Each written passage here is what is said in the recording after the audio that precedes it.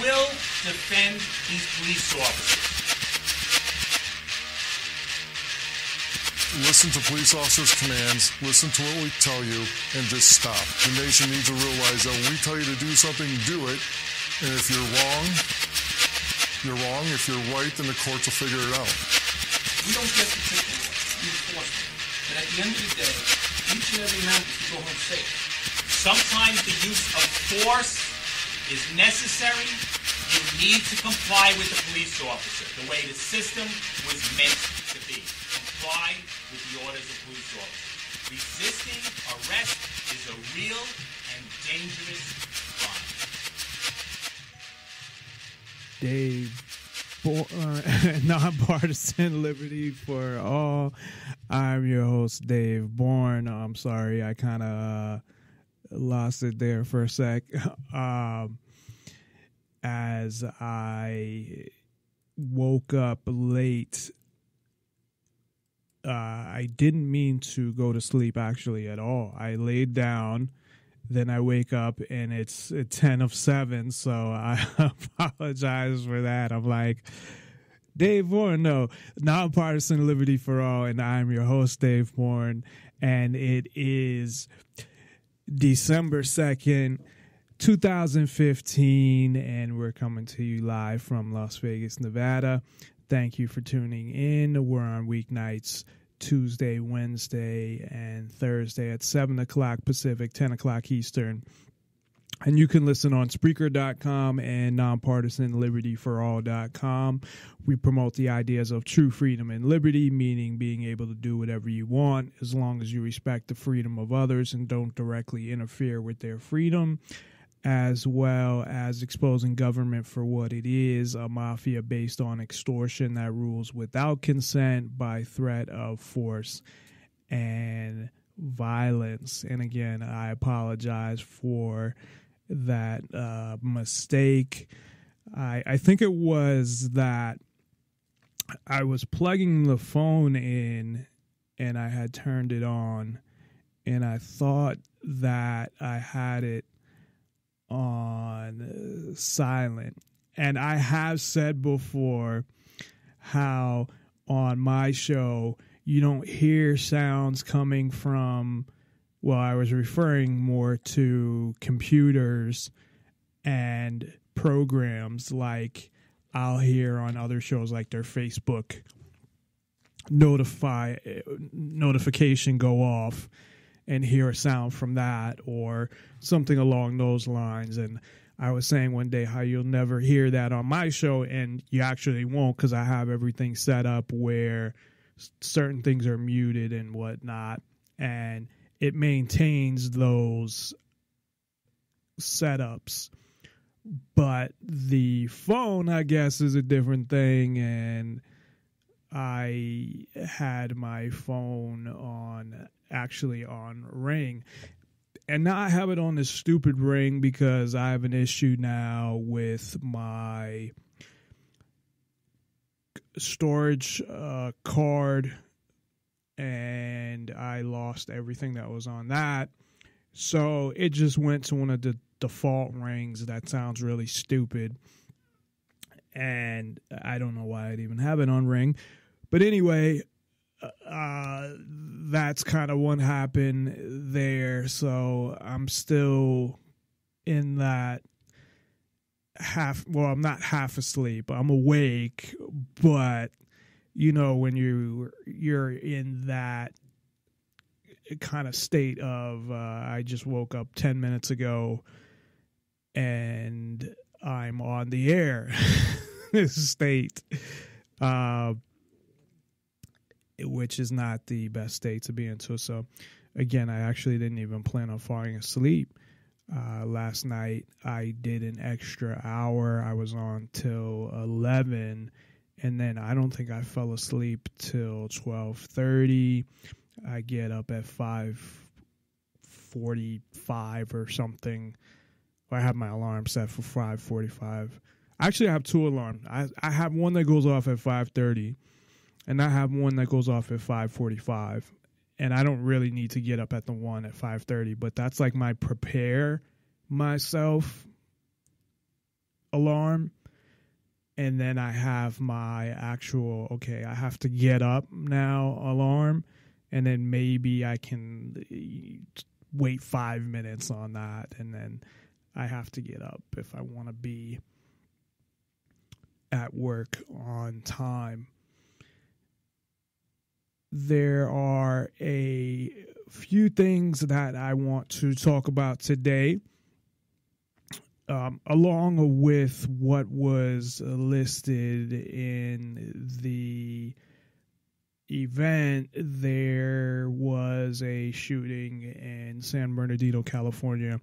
I'll talk a little about that, but not a lot, because I don't like to give things like that a lot of attention unless I somehow relate it to the promotion of freedom and liberty. And there's one thing really I want to focus on when it comes to that. Of course, I feel bad for all the people that were, I believe there were 14 people that were killed and 17 or so that were injured. And it seems like they know a lot of stuff, but they're holding it back, and that it's probably a terrorist attack. So initially, I didn't think anything of, is this a false flag or something like that? Because I knew, and I've said this before, that, okay, if something happens here, I know that, or I'm going to think, I don't know anything for sure. So I'm not going to sit there and say, well, I know, like, you know, act like I know for sure what happened, but I'm going to think that the CIA and ISIS had something to do with it. Definitely, especially if it's something similar to what had happened in France. And it seems that a lot of people use AK-47s. I guess it's just internationally the most popular gun. I mean, I even have one. I have a cheaper one. I want to get actually a better American-made one. I believe that you still can't get a Russian-made one because Obama, with the sanctions with Russia, of course, uses as an excuse to ban another gun. And he had come out and made a statement, and we'll get to that in a little while here as far as what he had to say. And you know that, of course, it's not going to miss an opportunity to exploit an event to push an agenda. But I don't understand the place. I read a couple articles about it, where it happened. I know when it happened. I guess it happened at 11 in the morning. It's something about a Christmas party. I don't know if they were having a Christmas party, and they mentioned somebody getting mad and coming back, but they don't know if that's the same person. I would say probably not, because it sounds like there were 3 people they're saying that were involved. And that's when you don't see a lot of those types of shootings with that many people involved, unless it's thoroughly planned out and it's just done for some kind of reason. I mean, if it's like a robbery or something, yeah. But you kind of hear more about those robberies like that in the movies than in reality. Even probably with shootings like that. But usually you'll have a lunatic lone gunman type scenario where, especially in school shootings, where, and a lot of times school shootings, and I think one school shooting or the promotion of school shootings promote more school shootings. It's just where it happens at. So I think there are a lot of scenarios where they were actually targeting a specific person and they just happened to do it at school as opposed to someplace else. And doesn't mean that the whole school was in danger. So there's still not a lot of information out there. I have a short clip from, I believe, the chief of police somewhere. Or did I not get that clip? No, I might. Oh, yeah. It's only a 53-second clip. So here's here's a clip from the chief of police. This is only 53 seconds, so I'll play this real quick.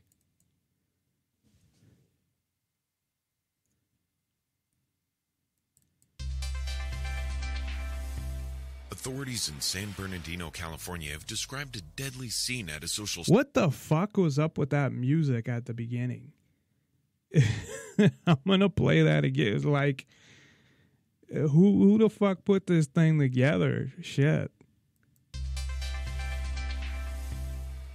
It sounds like a training video, like when you have some kind of training video or something on a specific subject. Like that kind of music for a class.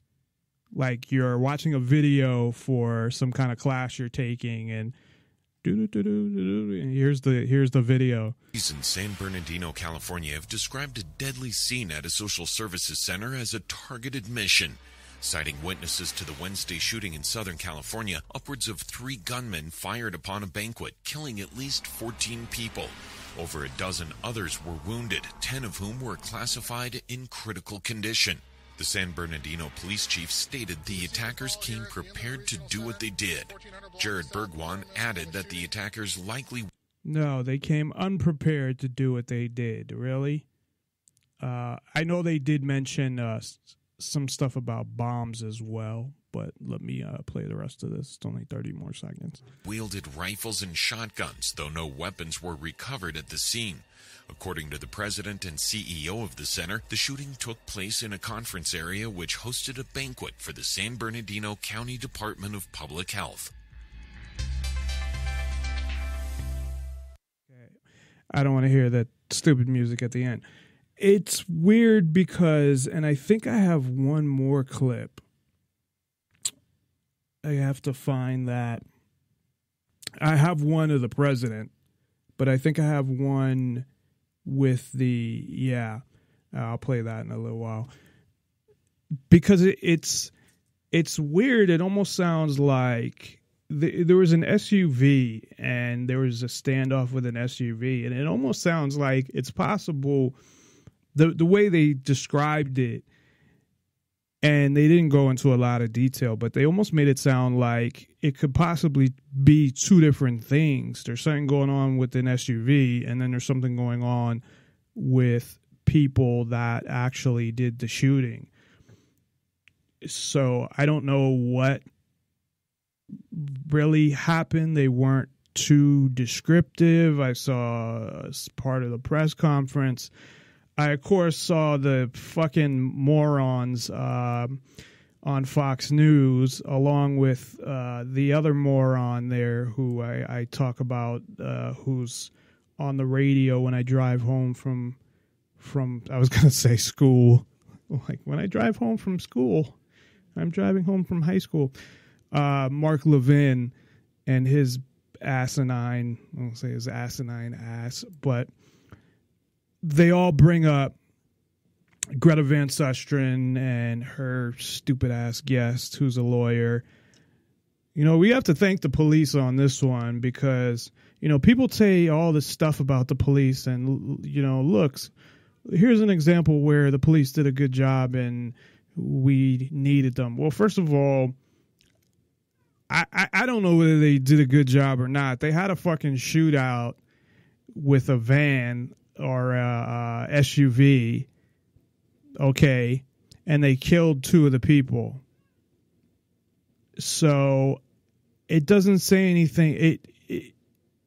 It seems like from the information that I got that they were leaving. So they were there after the crime happened, and then they did a shelter in place. And this is a quote, I believe, or pretty close to it. The chief of police basically said people were told to shelter in place in this one specific neighborhood that they locked down, and they searched the neighborhood. And that reminds me of course, the Boston bombing, because I don't know what they did in that neighborhood. I don't know if they went door to door. Now, you got to remember, this is California, where just like Massachusetts, most people are not armed. So they probably know. I'd say in California, more people are armed than in Massachusetts. And I'd say that probably, though, not in, this is San Bernardino, more Southern California. So, because I would say more Northern California from what I understand, but I don't know, because then you have San Francisco, the San Francisco area too. So maybe in general, it's about the same, but California is a bigger state population wise. Of course, you could fit, I don't know how many Massachusetts is in California. So I don't know, but I would say that California has some of the strictest gun laws in the country, and of course, it didn't stop anybody from getting any guns in this scenario. And if this is a quote-unquote terrorist attack, I would assume that they got guns that were not traceable and they didn't go into a store and just buy them. Although, either way, does it really matter? I guess if their plans were, I guess it depends on what their plans were. If they thought they were going to get away, then probably they would have wanted untraceable guns. If this was like a we don't care suicide type mission, I don't know. I guess there's not enough information out there, but blaming having the guns on the gun laws when California has some of the strictest gun laws in the country, I think, is bullshit. And of course, what does the president do right away? Well, he brings up the gun laws. And the one that he's starting to bring up now and put in people's heads, it's like he's planning this out as he's starting to put the idea out there. But I've heard this for years. I don't know if it was even originally from him. I think it was, though, years ago.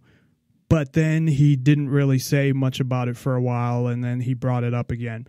But having people on the no-fly list being able to buy a gun, because really what you're saying is, I'm just making a list of fucking people that I don't want to have a gun. Why don't they just have a no-gun list?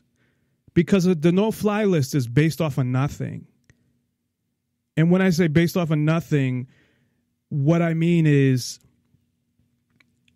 they can put anybody on there without going through any kind of process where you get to defend yourself, you get to go to court. Not like any of that matters anymore, because even with the courts, you don't have any freedoms. And if you look at, there was a case in New Hampshire with Derek J. Freeman, and he was only arrested for misdemeanors. And it was like stupid misdemeanors. If you have ever seen Derek J's Victimless Crime Spree, which I did actually like. And he took it all the way to the Supreme Court because they wouldn't give him a permit to carry. He could get a gun, fine. He could open carry in New Hampshire, but they wouldn't give him a permit to carry. And it's a I believe it's a shall issue state like Nevada, where essentially, as long as you're not a felon, they give it to you. They don't try to go through all your background and all that shit. It's just, I mean, they do a background check, but it's basically if you pass a background check to buy a gun, then you should be able to get a permit to carry. That's pretty much what it is. And they denied him because of his arrest and his issues with the Keene police. And really, it was the Keene police harassing him. But it was just like stupid shit, most of it. And it was nothing violent. It was nothing that was a felony. And he had ended up just going to jail over it because it was so many, it was a bunch of misdemeanors.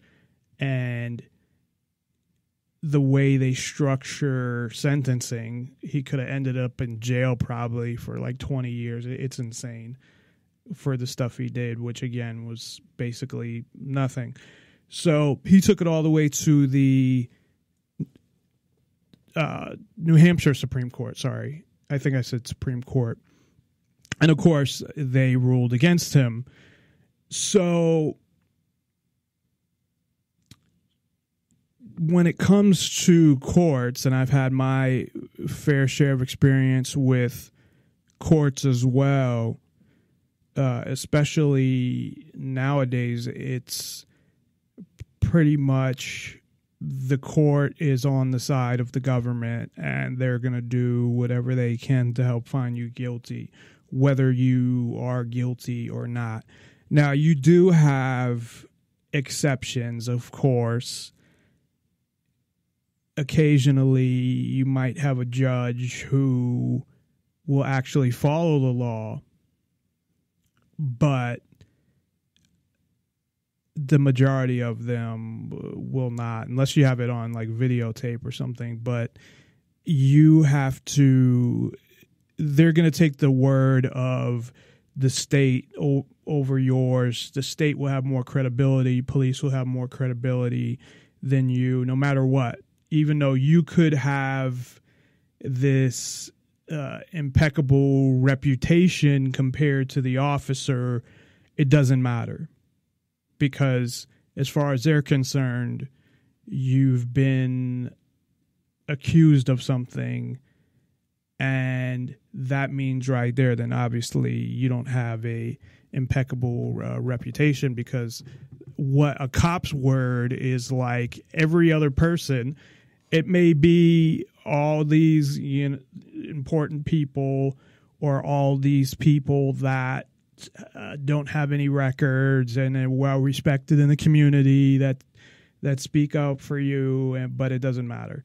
And, well, I guess unless they're part of the system themselves, then maybe it will matter. But for the most part, unless it's some elite person, it doesn't matter. So the point being that even if you went through court for this process to get on this list, would it really matter? But what they're doing is they would be violating the Second Amendment, and they would be violating the right to due process, because which they're already doing. And I don't know what a lawyer's opinion would be on this, but if there's any lawyers out there who would like to call in that are listening, which probably not, but just in case, 702-470-7664. That's 702-470-7664. And anybody else, of course, who would like to call in with their opinion. Or you can call in or Skype in, send a contact request to Nonpartisan Liberty for All. It's all one word.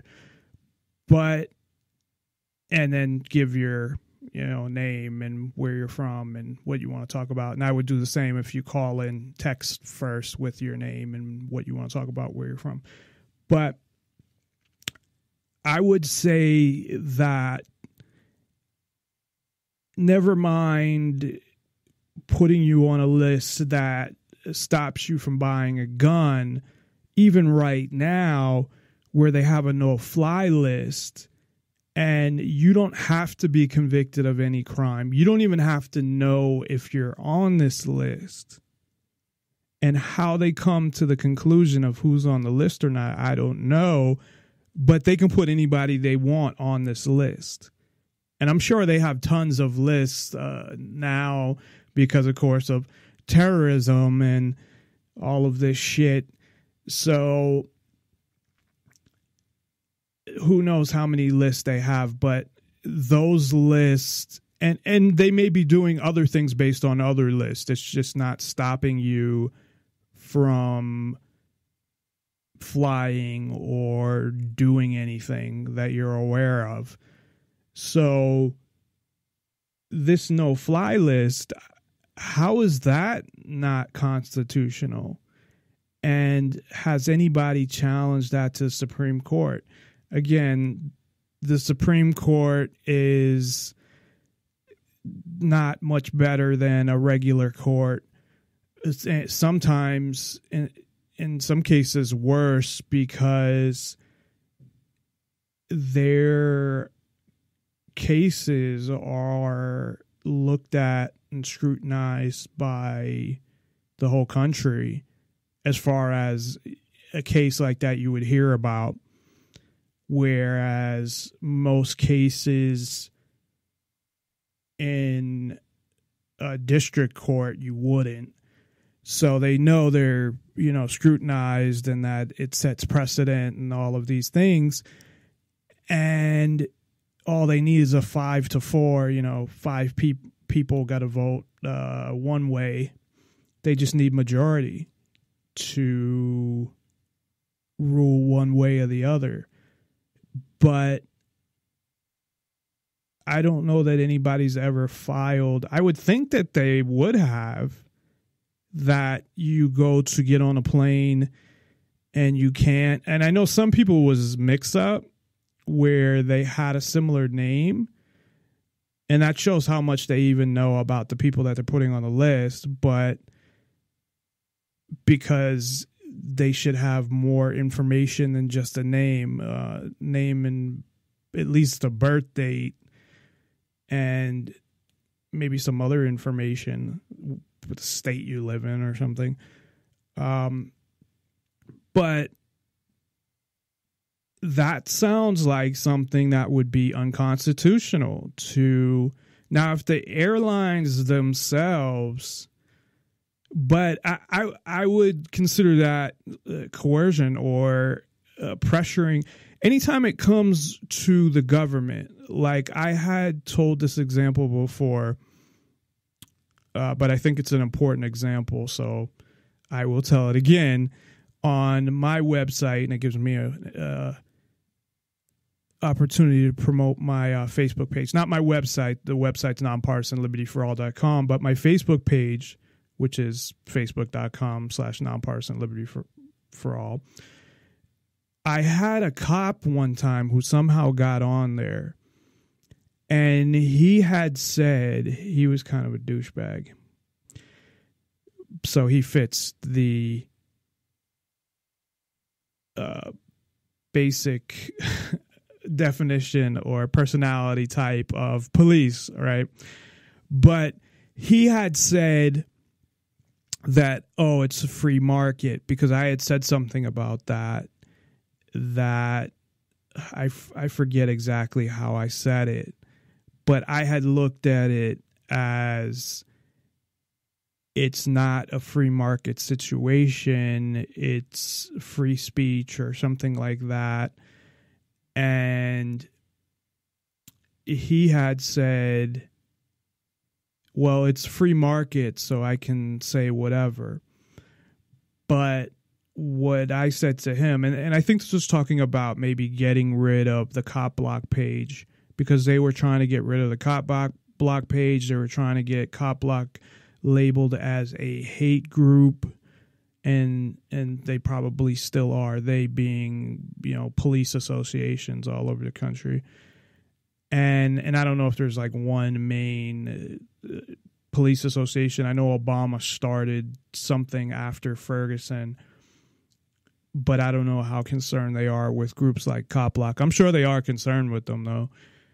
But my point was, well, it's not the same thing, because when you have the police pressuring you, that's a whole different story, because that is almost like extortion, where you're threatening a website like Facebook to take something down. Now, of course, Facebook is too big for it to matter, and a local police department or even a county or state police association is not going to get something taken down from Facebook.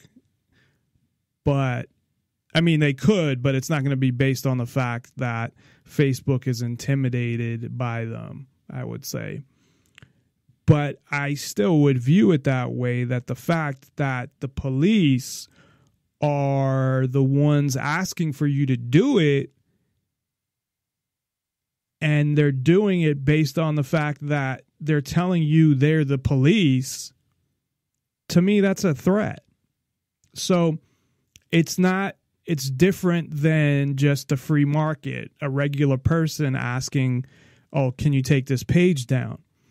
Because Facebook is a private company. So I was saying that Facebook taking down Cop Block or taking down my page or taking down any page based on the police asking them to would be violating that person's rights, because they're being coerced into doing it because the police are asking them. So that was my point with that. And I think it's a very valid point when you have the police. Now, if they were asking as a private citizen and they didn't know they were the police or associated with the police, then that's different. But once they were doing everything as police, and they were trying to intimidate people, and it's so fucked up because it was just over the internet.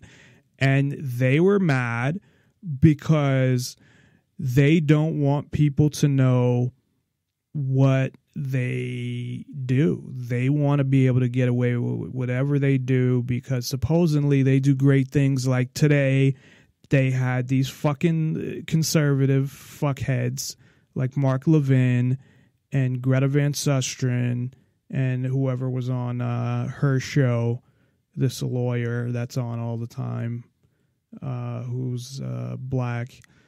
I'm just saying that he's black, so you might know who he is, because she has the same guy. He's bald. She has the same guy on the show a lot, at least when I used to watch it years ago. So that's just a description to give people a description of, or you may know who he is, because I don't remember his name.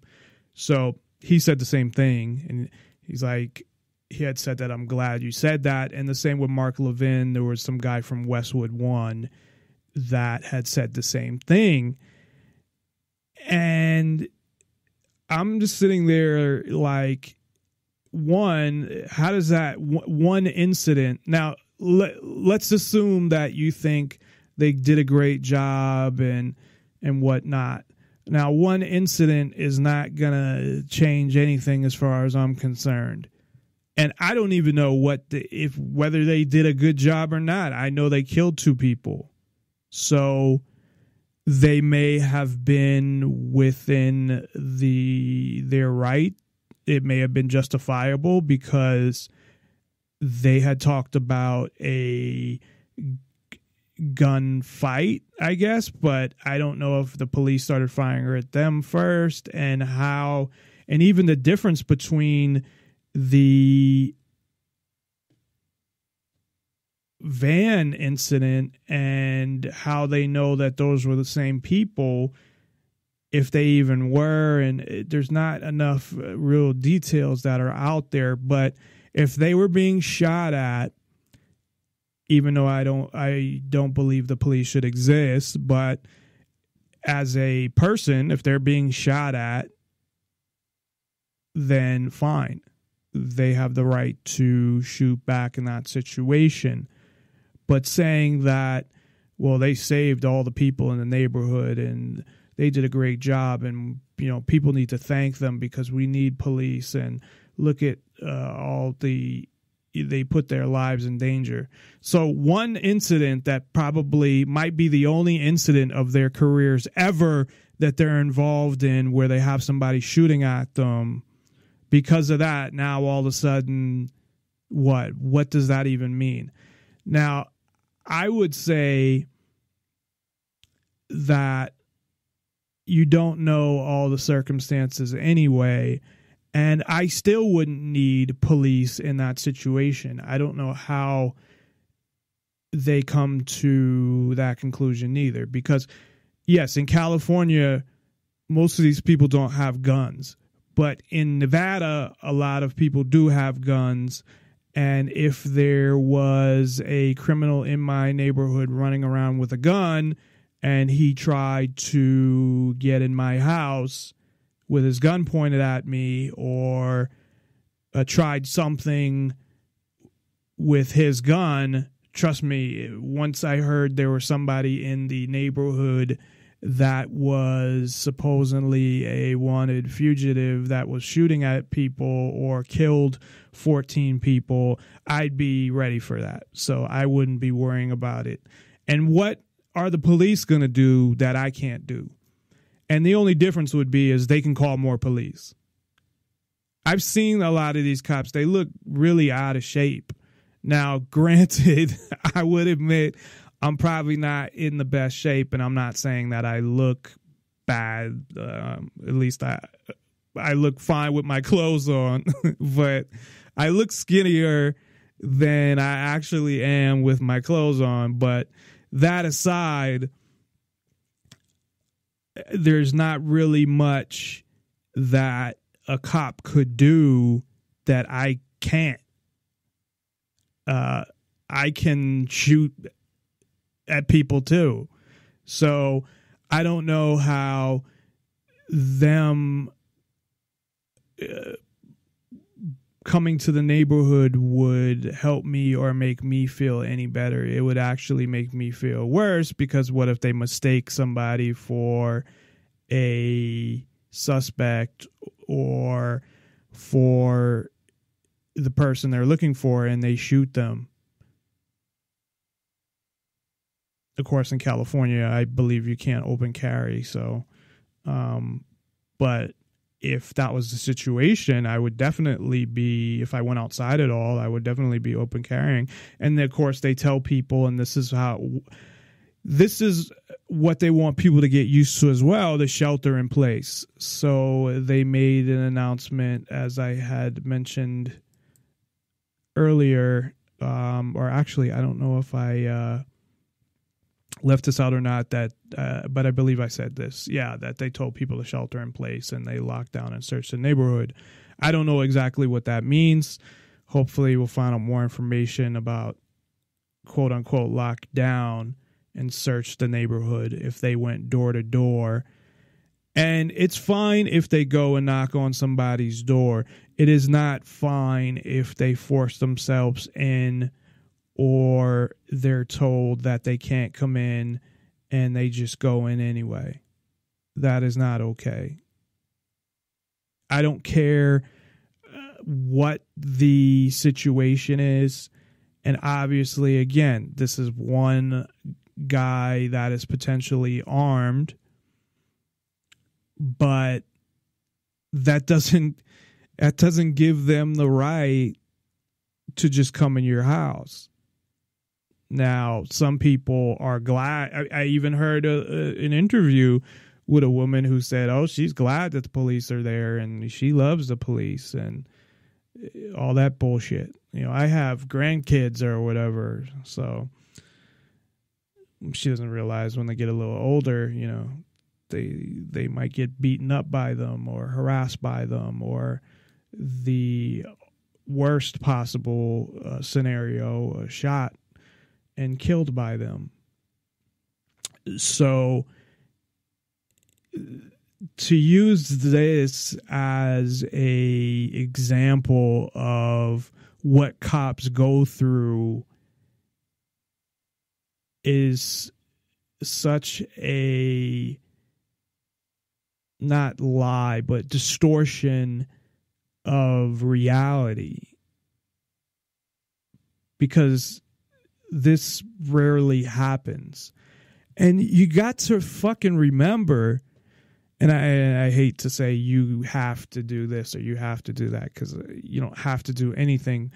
But in this case, I'll say you have to remember, or this is a fact, so I guess you don't have to remember it, but 300 million people, that's a lot of people.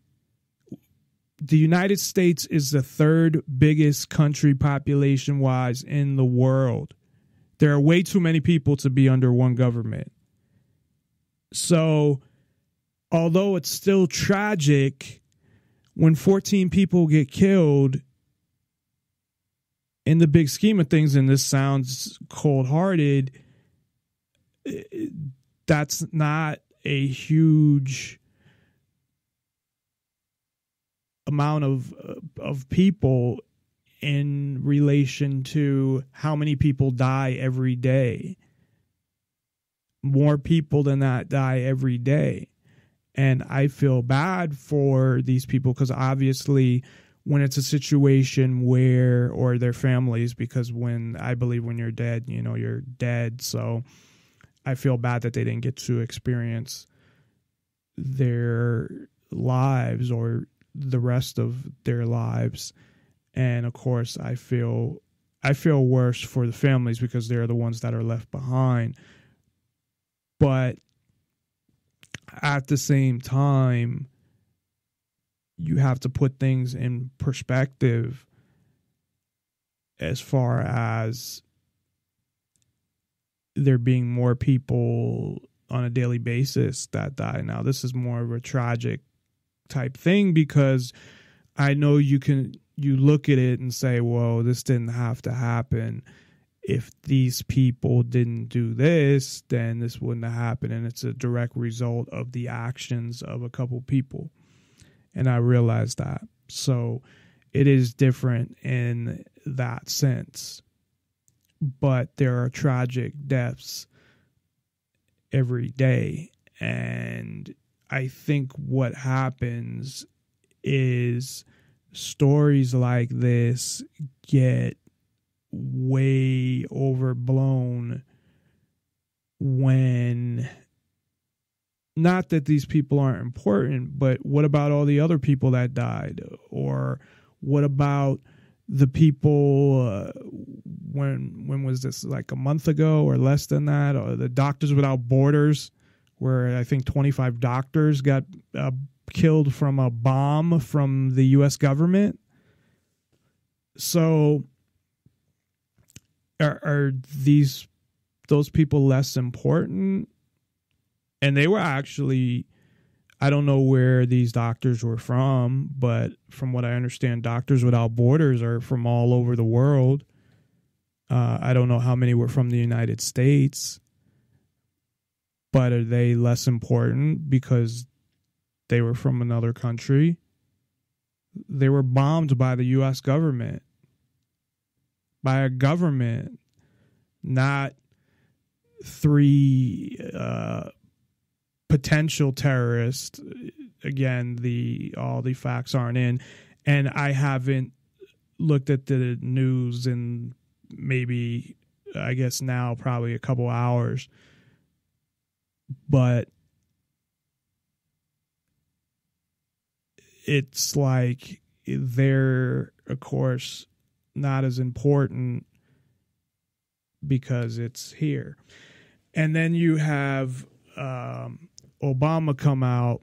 And to like the people on the East Coast, I would say, what is the difference? Because when things happen, now I'm in Las Vegas, so San Bernardino is not that far from me. Maybe like, I'm not sure exactly where it is. I know it's in Southern California, but LA is like 4 hours. So it's not that far. But like Sandy Hook, for example, and there's still a lot of questions around what the real story was. And I actually, to be honest, have questions about the real story because of the investigator who, as a living, investigated school security and things like that and was threatened and couldn't get information. And I don't think it was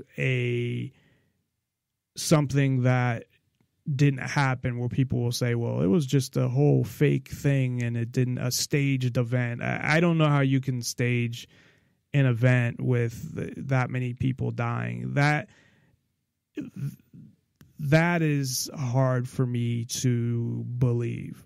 Now, where you can change the facts and have a patsy and that type thing, I definitely believe in that.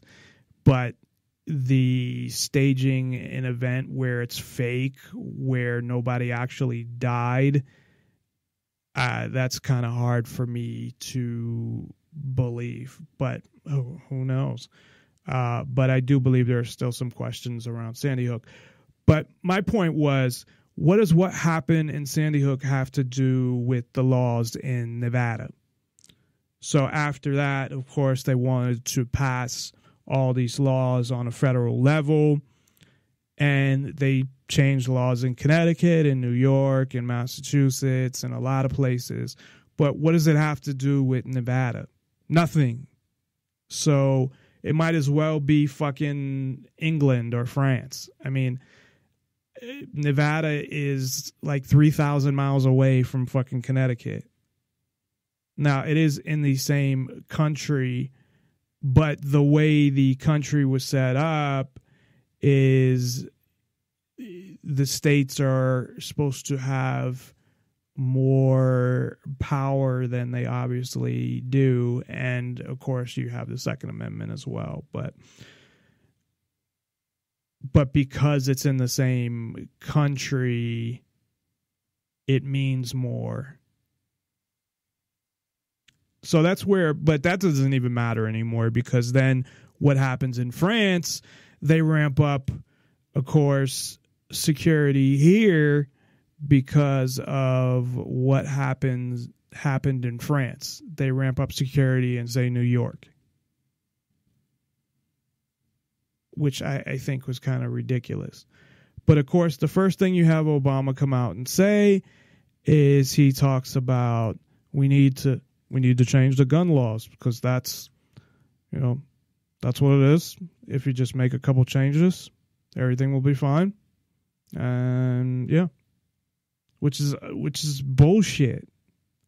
But let me play the clip of him reacting to him hearing about the shooting.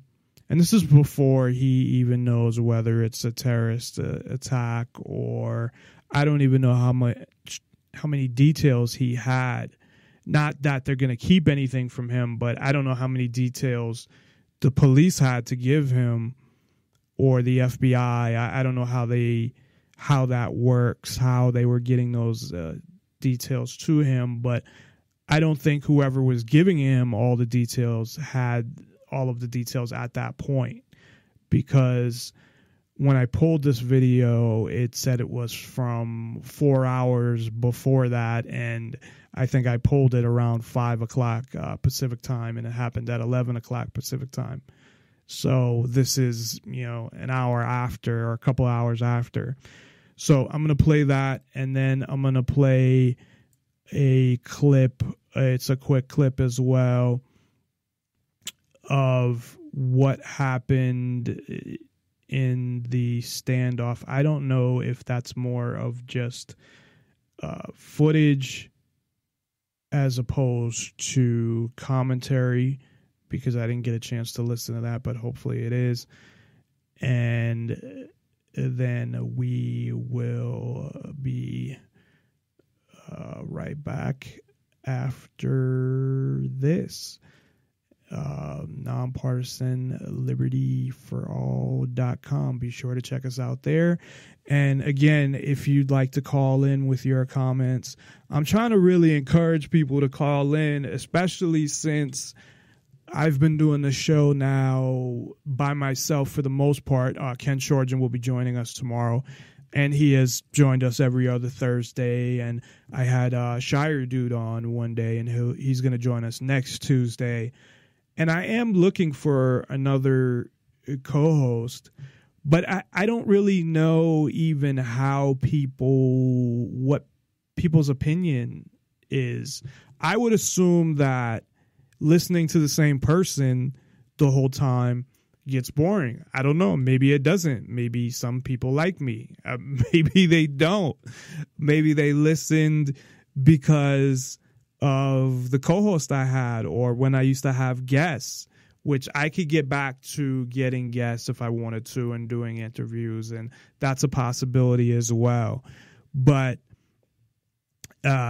since I am doing the shows, many of the shows now by myself until I get some new co-hosts, and it's hard to find people that are good enough at the same time, especially when you're not paying them.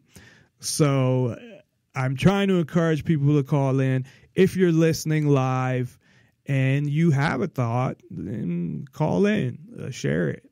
I know some people, the biggest reason that people say that they don't call in is they get nervous. Well, don't worry, not a lot of people are listening, so don't worry about calling in. So again, the number is 702-470-7664.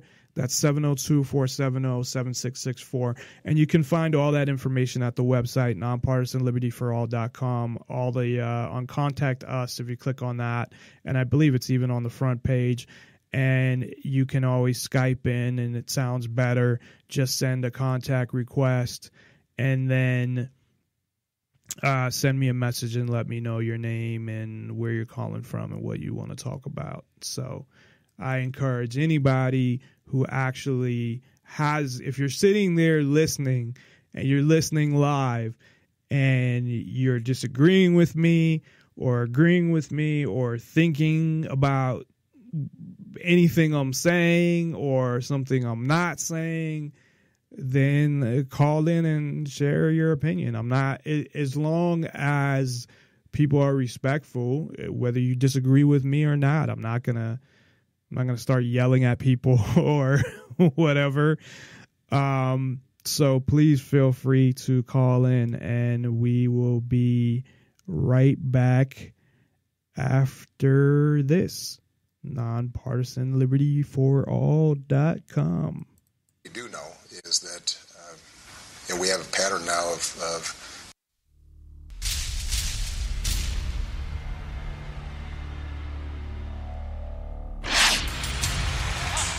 And so it was decreed that each year the 12 districts of Pan Am shall offer up in tribute one young man and woman between the ages of 12 and 18 to be trained in the art of survival and to be prepared to fight to the death. This is not the film I expected. I think Gary's movie is far more grounded. I love the sense of reality in the picture. And it's not arch, which I think the material easily could be. Did you read the books? I did. There's a sense that we've still got so much more to come. Knowing what's still to happen, how do you in this movie set those things in motion? Oh, that's not my job. That's Gary's job.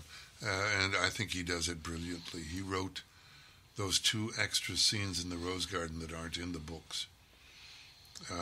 And he wrote them about administering an oligarchy of the privileged.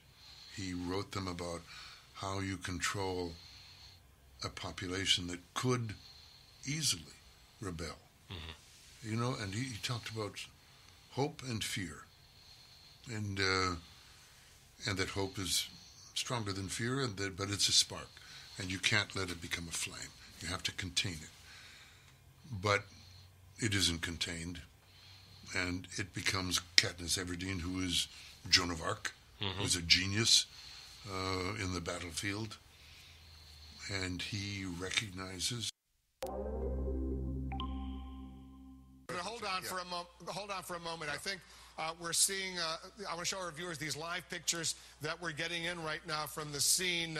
It looks like the police are pursuing an individual. It could be related, might not be related, but let's listen into our affiliate and see what they're saying. This is on a east-west street right here. You can see officers with long guns here. In an instant, and that's what we see. Again, a black SUV, uncertain if this is the suspect. You can see tactical teams moving up the sidewalk, looking for positions of advantage right now.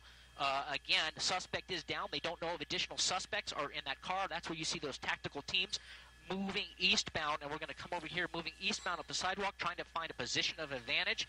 We're going to come back out. That scene that we showed you earlier, again, that might have been the scene where we have, again, not confirmed right now, but there is a possible officer injured that has not been confirmed. We saw several officers standing over that downed person who looked as if they were wearing a bulletproof vest down there. But you can see that black SUV, and just to the driver's side, on the north side of that street, there is a suspect down. It looks right next to him, looks like to be, I don't want to get too close because that is a gory scene, looks to be like there might be a long rifle down near his feet. Again, I don't want to get too close, but they're trying to get to and call out any additional suspects. All I'm going to do is I'm going to go around the long way. I'm going to go in tight, and I'm going to go around the long way so we don't show that suspect down. You can see officers backing off. Going to try to get to the car around the long way here. I'm going to double up. You can see here, that is a dark SUV. You can look at all the bullet holes in the windshield. The left side, driver's side, completely blown out. This was a very, very graphic shootout here. All the windows in this SUV completely shot out. We do not see any additional suspects in there. We saw the tactical teams running back westbound on the sidewalk. You can see they're trying to figure out whether it's clear to approach, trying to find a position of cover and concealment right now, which there's not a lot of. Those bushes do not stop bullets. They're trying to find positions of advantage, trying to see if we've got an additional suspect off the right side of the vehicle. They are focusing solely on that vehicle right now. The suspect, they can be pretty assured, is downed off in the middle of the street. He is down, and he is not moving, more than likely deceased.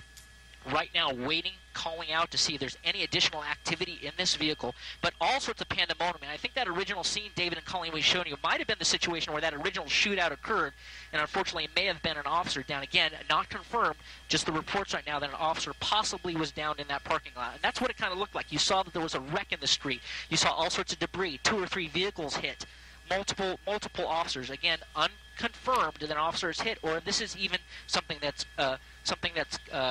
associated with this. We do know is that we have a pattern now of mass shootings in this country that has no parallel anywhere else in the world. And there's some steps we could take, not to eliminate every one of these mass shootings, but to improve the odds that they don't happen as frequently.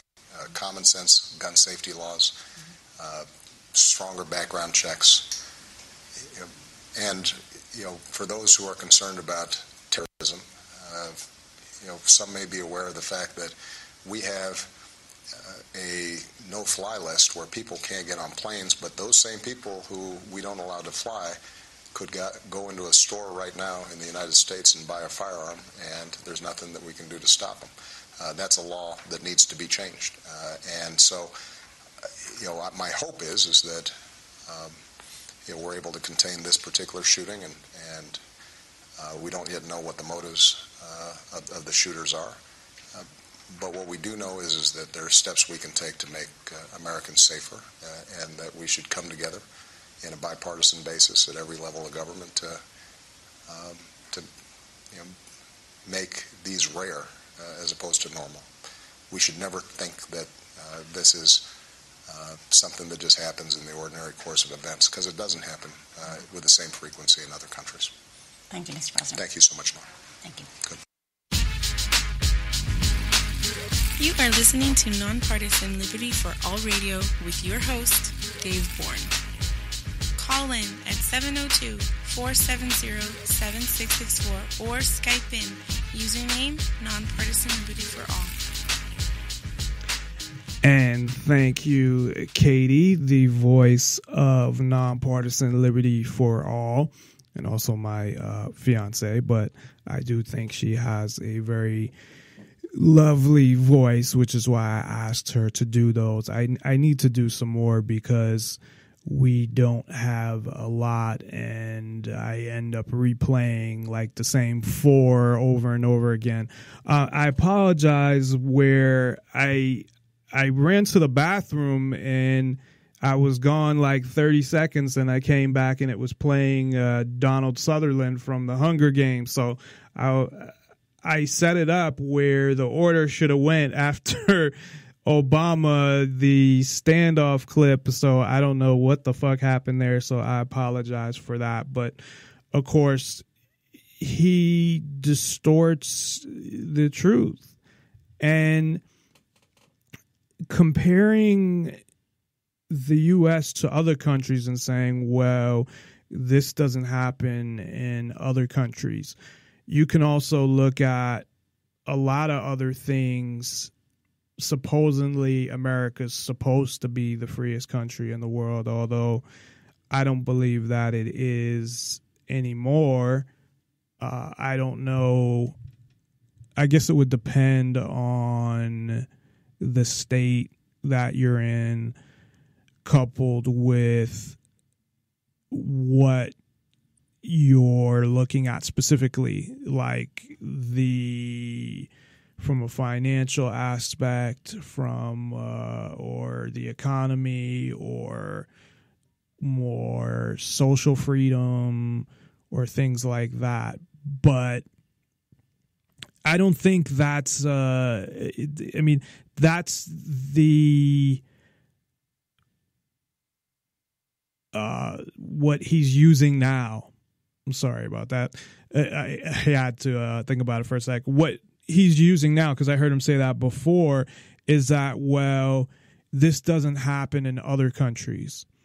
Well, there's a lot of things that happen in other countries that are bad that don't happen here either, where, although they're starting to, unfortunately, but where people are given the death penalty for possession of drugs. That doesn't happen here. Never happened here. Now, I don't know if it's still like that in certain countries in Asia, but it was, if it's not like that now, it was pretty recently. So as far as comparing the U.S. or to other Western countries, which, I mean, there's not that many, just because I was going to call him Barney Frank, but because he kind of looks like him. But the other guy who's running for president, the socialist guy, his name, is it Barney? Is that why I did a whole show on him and I can't think of his name? But the social democrat who's running against Hillary, he does that as well all the time. He says, well, in this country, well, this, I can't do his accent today, but talks about how in this country and no other country do people have to pay for insurance, and people have to pay these medical bills and stuff like that. And it didn't used to be like that here. I remember Ron Paul talking about when he was a doctor in like the 60s. What the fuck happened between, 30, 40 years ago and now? And I'm sure a lot of it has to do with the government, because you're going to tell me that back then doctors didn't make a really good salary, that they went through all those years of medical school and they didn't care about the salary that they were making. And I'm sure they did. So what happened between now and then, just like other things, like the fact that, well, maybe we're getting into like 50 years ago, but where only one parent had to work, or you could own a house on one person's salary, or manufacturing was prevalent in the United States. So Bernie Sanders is his name. Sorry, it kind of just escaped me. But, Bernie would say, well, it's free every place else, so it should be free here. Well, it's a different country. Not every country allows the amount of freedom of speech that the U.S. is at least supposed to per the Constitution. So I think that is an invalid argument to use, well, in this country, this doesn't happen or that doesn't happen. I think that's not a valid argument. Now, if you're pushing for laws to be more universal, which Obama obviously is with things like the TPP and those other trade agreements that go beyond actual trade, way beyond, then yeah, I guess it would make more sense. But I don't know that anyone's saying that, well, it happens in Israel. So that's one country. But I don't know that anybody's saying that it's normal or it should be normal, but it doesn't happen to the extent that he wants to say it does. If you look at the murder rate in general and the murder rate by firearms, it has gone down over the past 20 years. And part of the reason, and this doesn't include, if this was an actual quote unquote terrorist attack, whether it was real or ISIS, and I would say if it's a terrorist attack, it's run by the CIA, and that's just my opinion, why they attacked where they did. I don't have enough information right now to know any of that, but if it was a terrorist attack, I don't think you can look at it the same way you would look at a shooting that happened at a school or any other type of shooting that happened. And the same way that you make drugs illegal, people find ways to get drugs. It just hires the price, and people don't know what they're getting.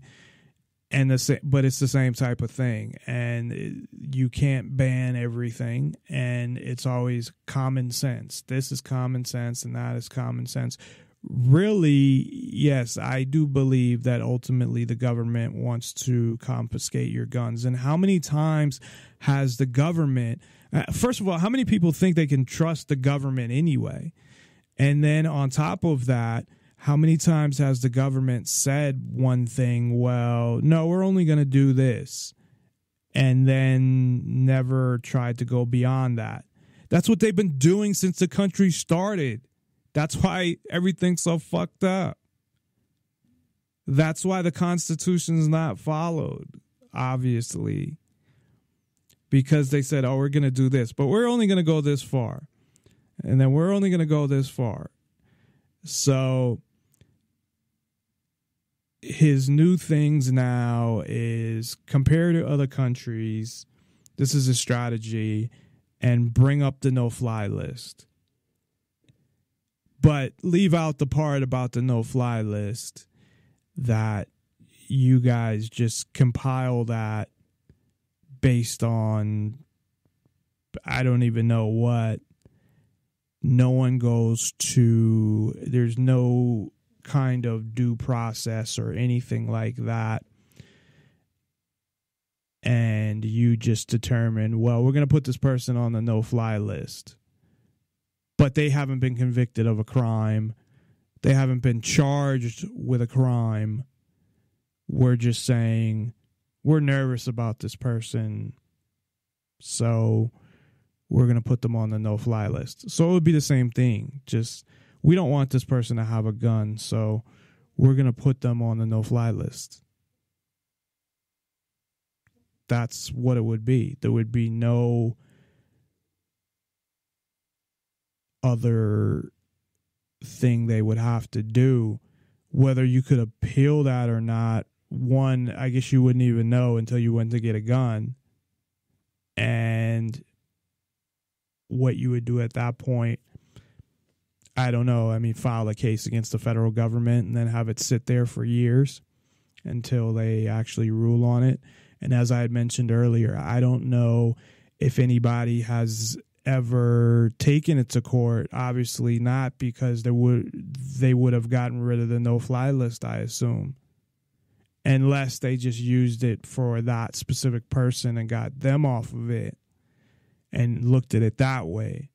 Not that the no-fly list is unconstitutional or illegal, but that person being on it, they shouldn't be.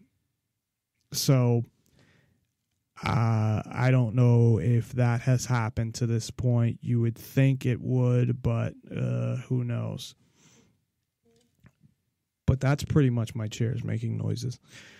That's pretty much all I have to say about and I guess I said a lot because it's already past 8 o'clock, but about what had happened in San Bernardino. But I will be paying attention to that and seeing what their conclusion is. The FBI is already involved, and what they had said on Fox News, you already have them calling it, their expert or whatever said it's an ISIS terrorist attack.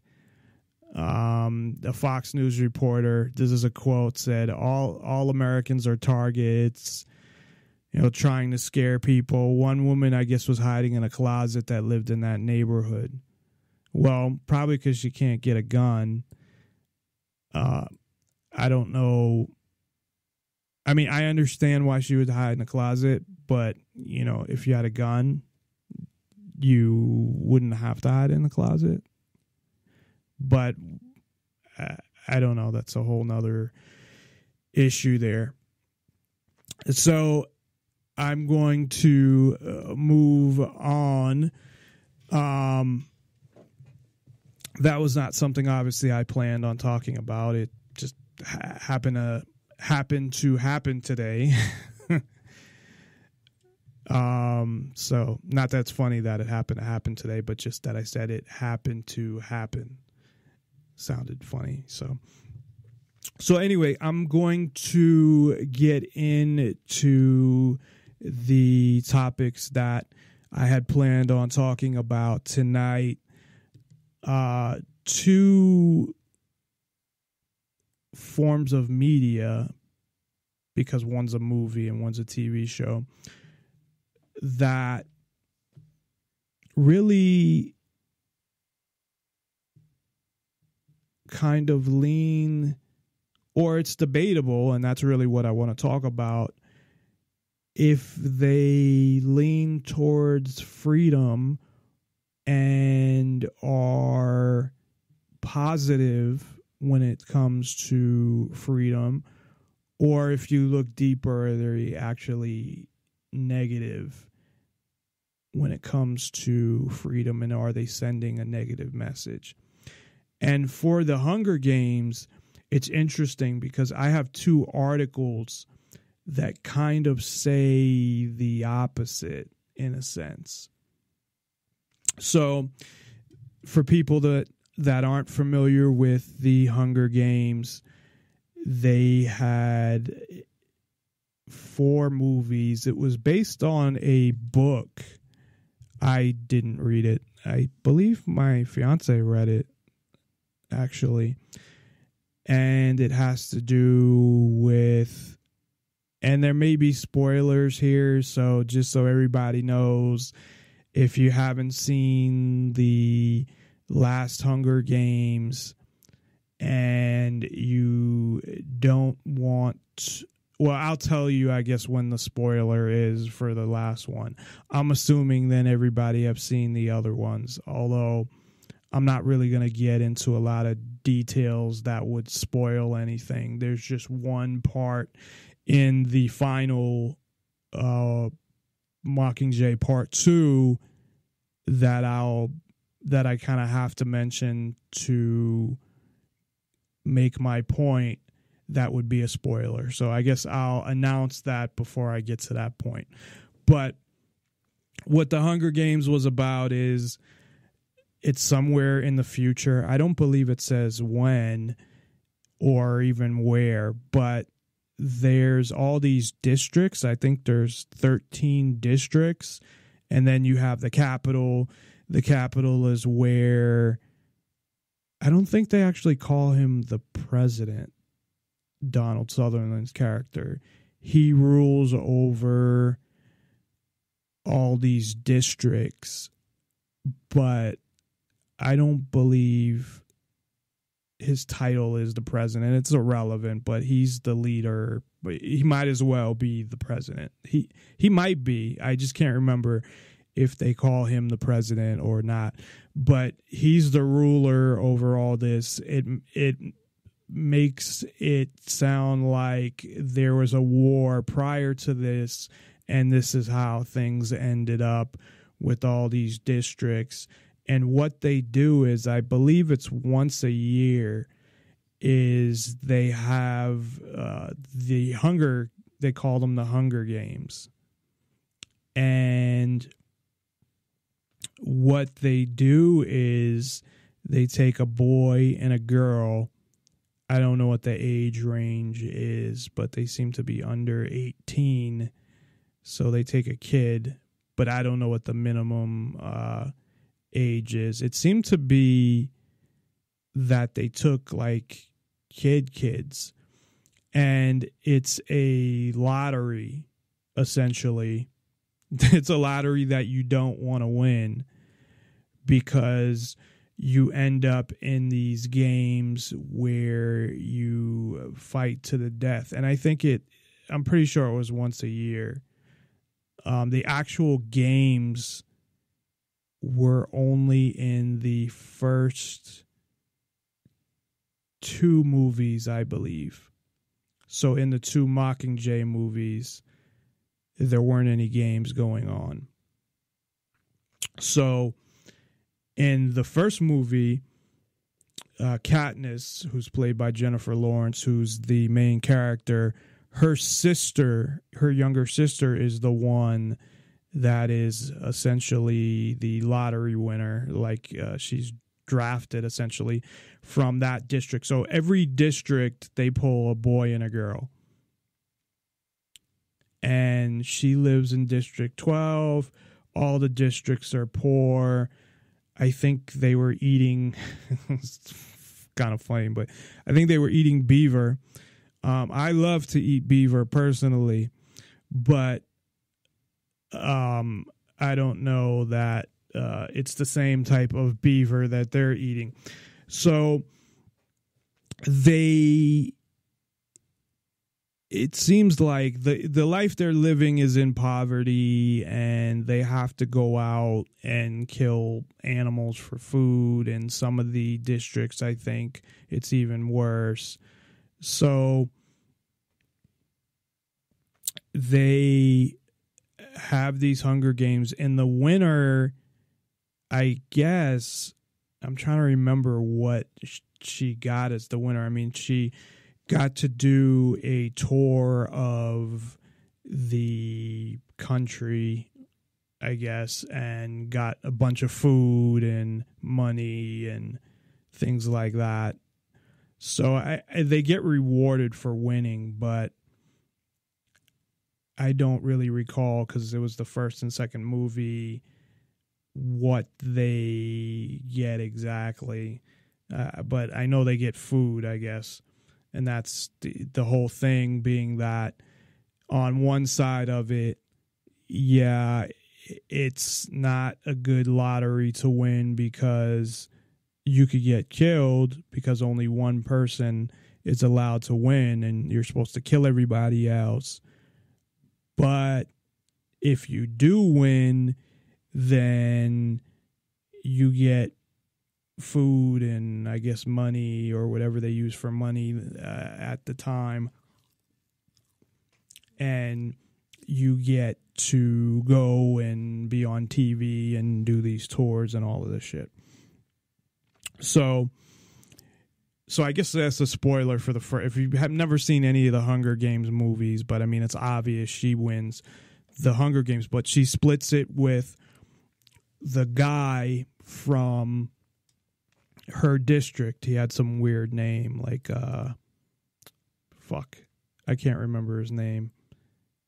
Pippi or something, or PETA. I remember it was named after bread. So PETA. So I guess one of them are supposed to kill each other, but they refuse to, and they allow them to both win. So they both win in the first one after having to kill people from all the other districts. And she's this, star, basically. She's on it only seemed like there was like one show, but she was on it. It was like I'm thinking Phil Donahue, but very flamboyant with, I can't remember shit right now. I guess I'm like, I can't remember the actor's name. But so they win that. They go on this big tour. And then in the second one, and I think it's because the way she was acting and how she didn't want to do what they wanted her to do. So it's basically they want to control you after that and make it sound like things are great and be a spokesperson for the Capitol and the president or whatever he is, the leader. And she kind of disobeyed that to an extent. So what they ended up doing is having a all-star Hunger Games. So they took the winners of all the Hunger Games in the second movie and put them all up against each other. And then during that, at the end of that movie, at some point, she passes out. Something happens. I can't recall. And she's grabbed by the rebels, which are people that she already knows and her friends and whatever. So there's a rebellion against the Capitol. And then in the Mockingjay movies, she becomes the face. She's the Mockingjay. She's the face of the rebellion. So they wanted to go out and find somebody who would represent the rebellion. I guess all she does throughout all the movies is she's representing some movement one way or the other. So she ends up becoming the Mockingjay, representing the movement, and they're essentially at war with the Capitol. And then here's my spoiler alert, of course. But I mean, this is just obvious anyway. At the end, they throw Donald Sutherland, who's the leader, out of the Capitol and kill him. And that's pretty much the end. There's one other part that would be a spoiler as well that I'll say before I get to. But I think that's just pretty obvious that that's where it's going to go, that the good guys are going to win. And the other spoiler is that during the movie, starting in the first Mockingjay Part 1, which would be the third movie, hopefully everybody can follow along with this, but I'm sure a lot of you've seen it anyway. But in the third movie, the person who, I guess, nominates her or wants her to be the Mockingjay is Julianne Moore, whose goal is to take over for Donald Sutherland and become the president. So she ends up in the end after they kill him. Well, actually, it's before they kill him. Well, she announces she's going to be the interim president, and then they'll have elections, but they can't have elections yet as they are transitioning stuff. And then I think she even mentioned having another Hunger Games. And so Katniss realizes that there's no difference between her and him. You're just, by getting rid of him, you're just replacing him with another version, essentially. So in the end, they kill her too. And then I guess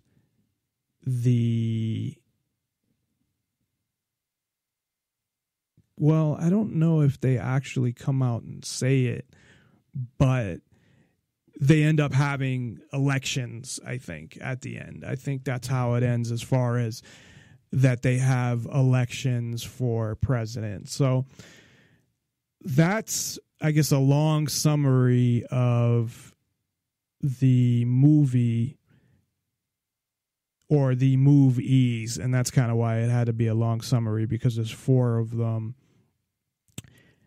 And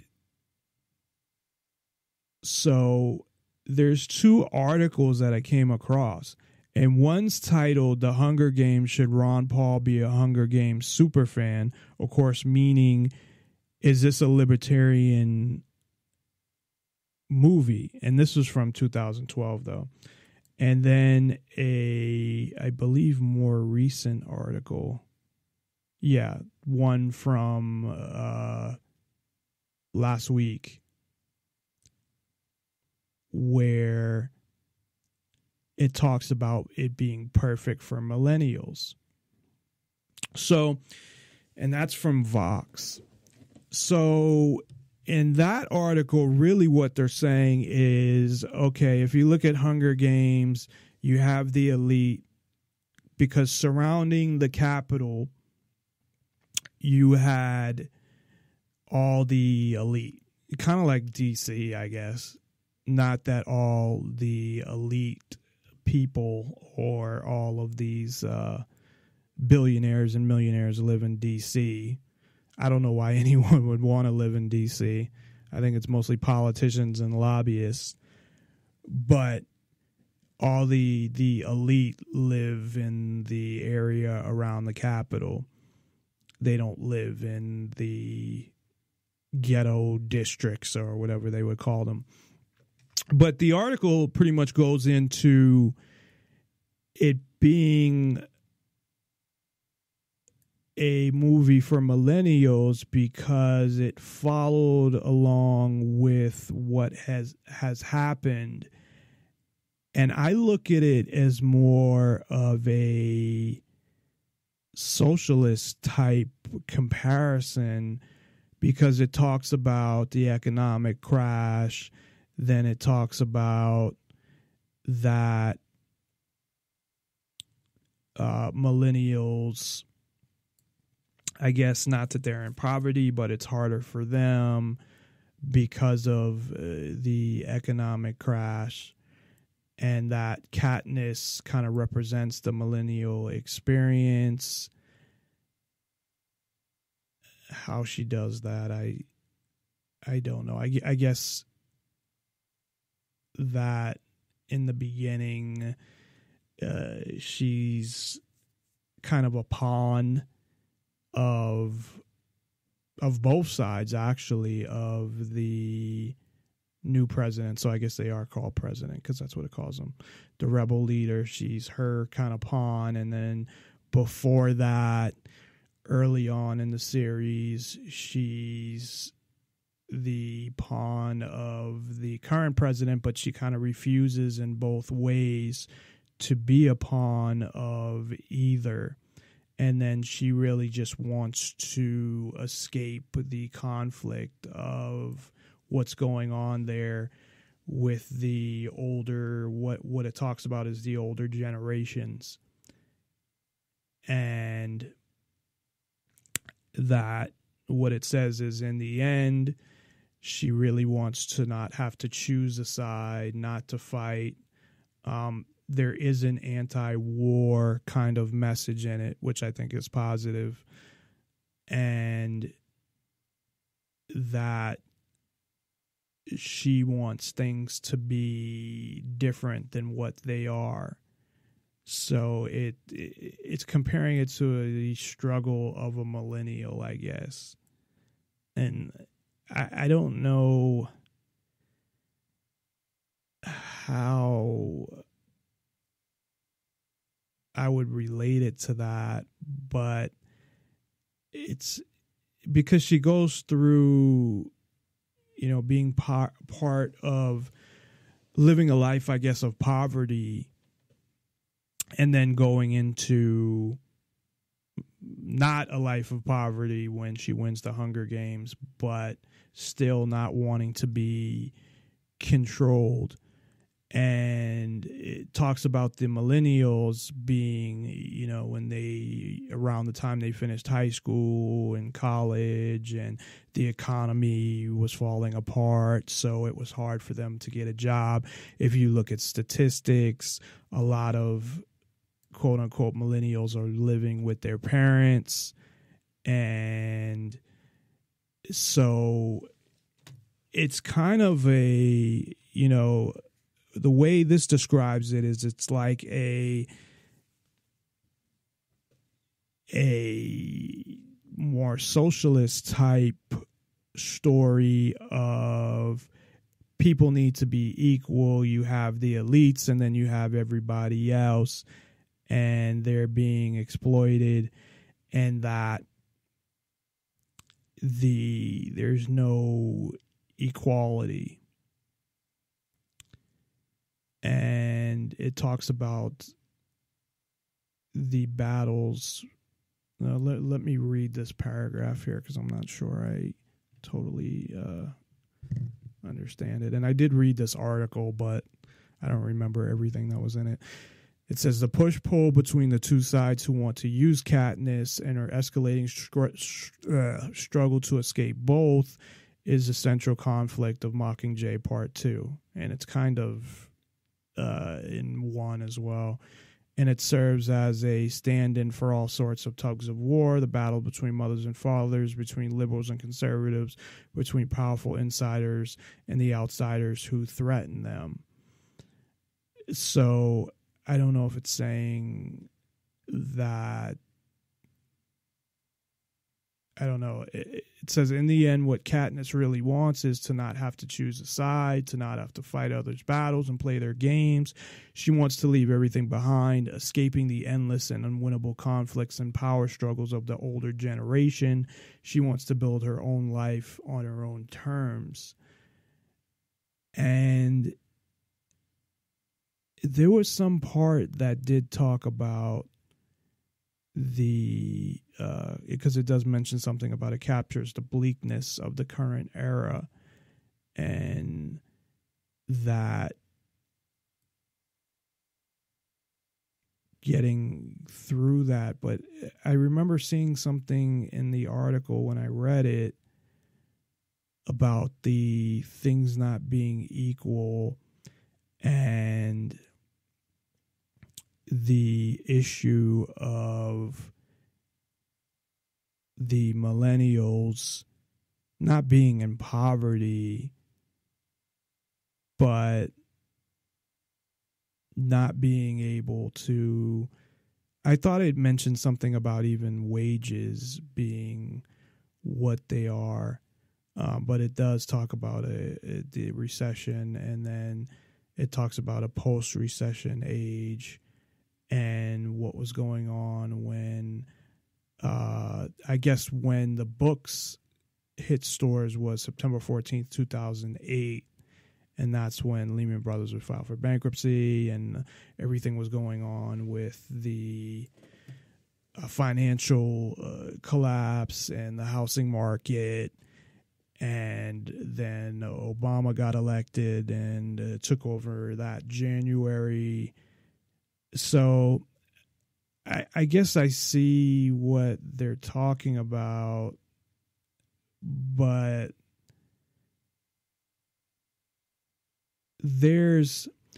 it's kind of weird because a lot of these, not just movies, but in things that are going on, you have groups of people with certain ideologies that agree on certain things, like, say, police. So, like, and I don't want to put labels on people because I came up with my, what am I?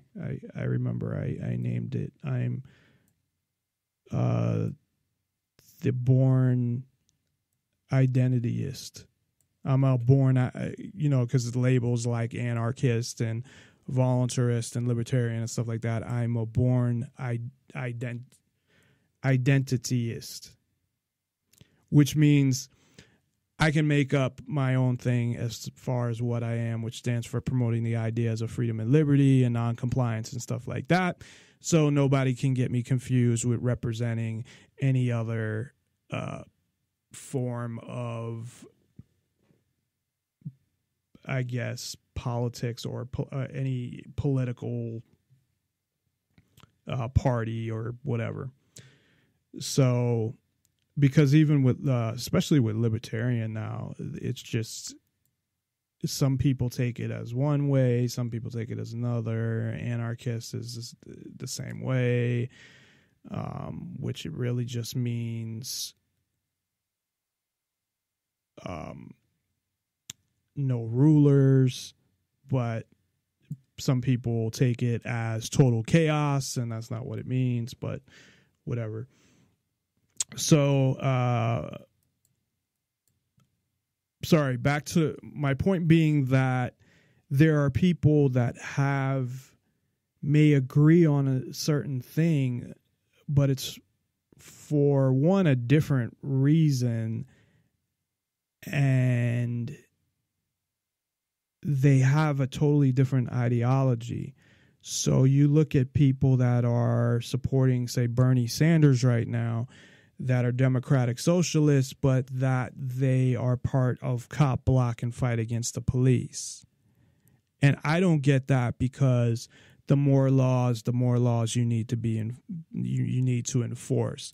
If you have a socialist democracy, you're going to have a lot more laws. You're going to have a lot more taking from people, and you're going to have a lot more force needed, or at least things backed by force.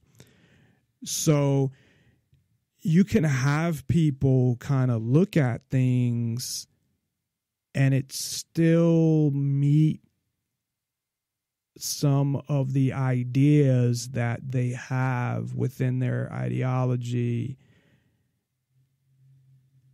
and also with somebody else.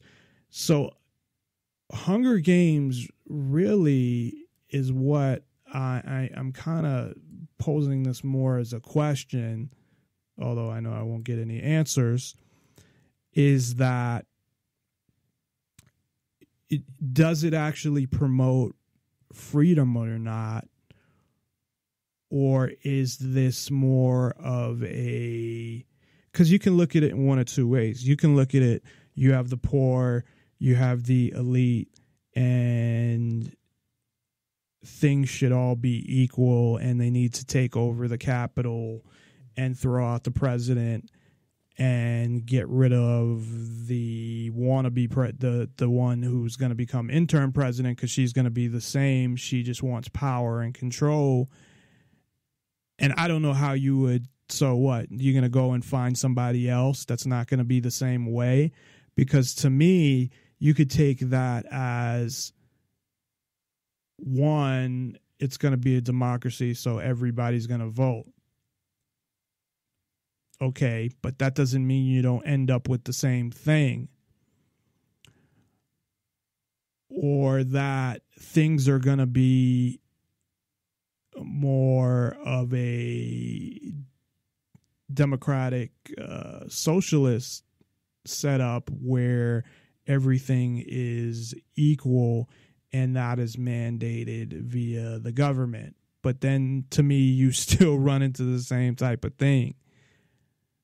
But I took it as when she killed, because it was, this is a spoiler, Katniss was the one who killed, I think she killed both of them, but I know she killed Juliana Moore's character, that she said, well, one, no, we're not going to have the same thing.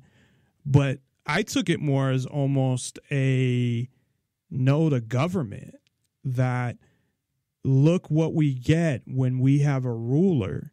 We don't want a ruler. We want to be able to rule our own lives.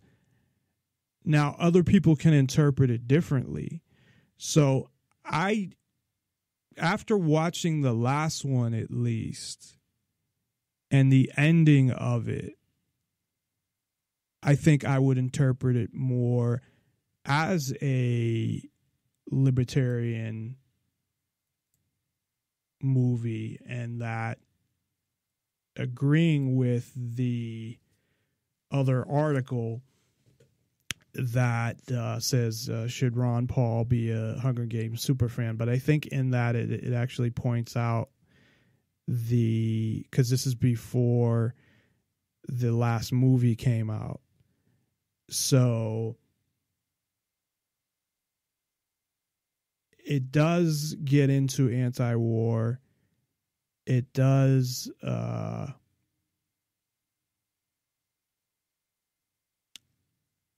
get into, as I said, in my opinion, the saying that we don't want rulers, because, and this is where there's a big difference really between whatever you want to call them. I mean, I guess social democrats and how I look at things, and I'll just take it from my point of view, not from anybody else's or what they define, how I would define libertarian and anarchist and whatever, but that I see how they can see it that way, but really the reason to me for the differences in, you have all these people over here that are poor and then you have the elite at the Capitol in the movie, is that the same thing that's like in Saudi Arabia, where it's because the government, the king, controls all the natural resources, all the oil, and takes all the money for himself. You know, that type of thing. Instead of people having the opportunity to go out and make their own money.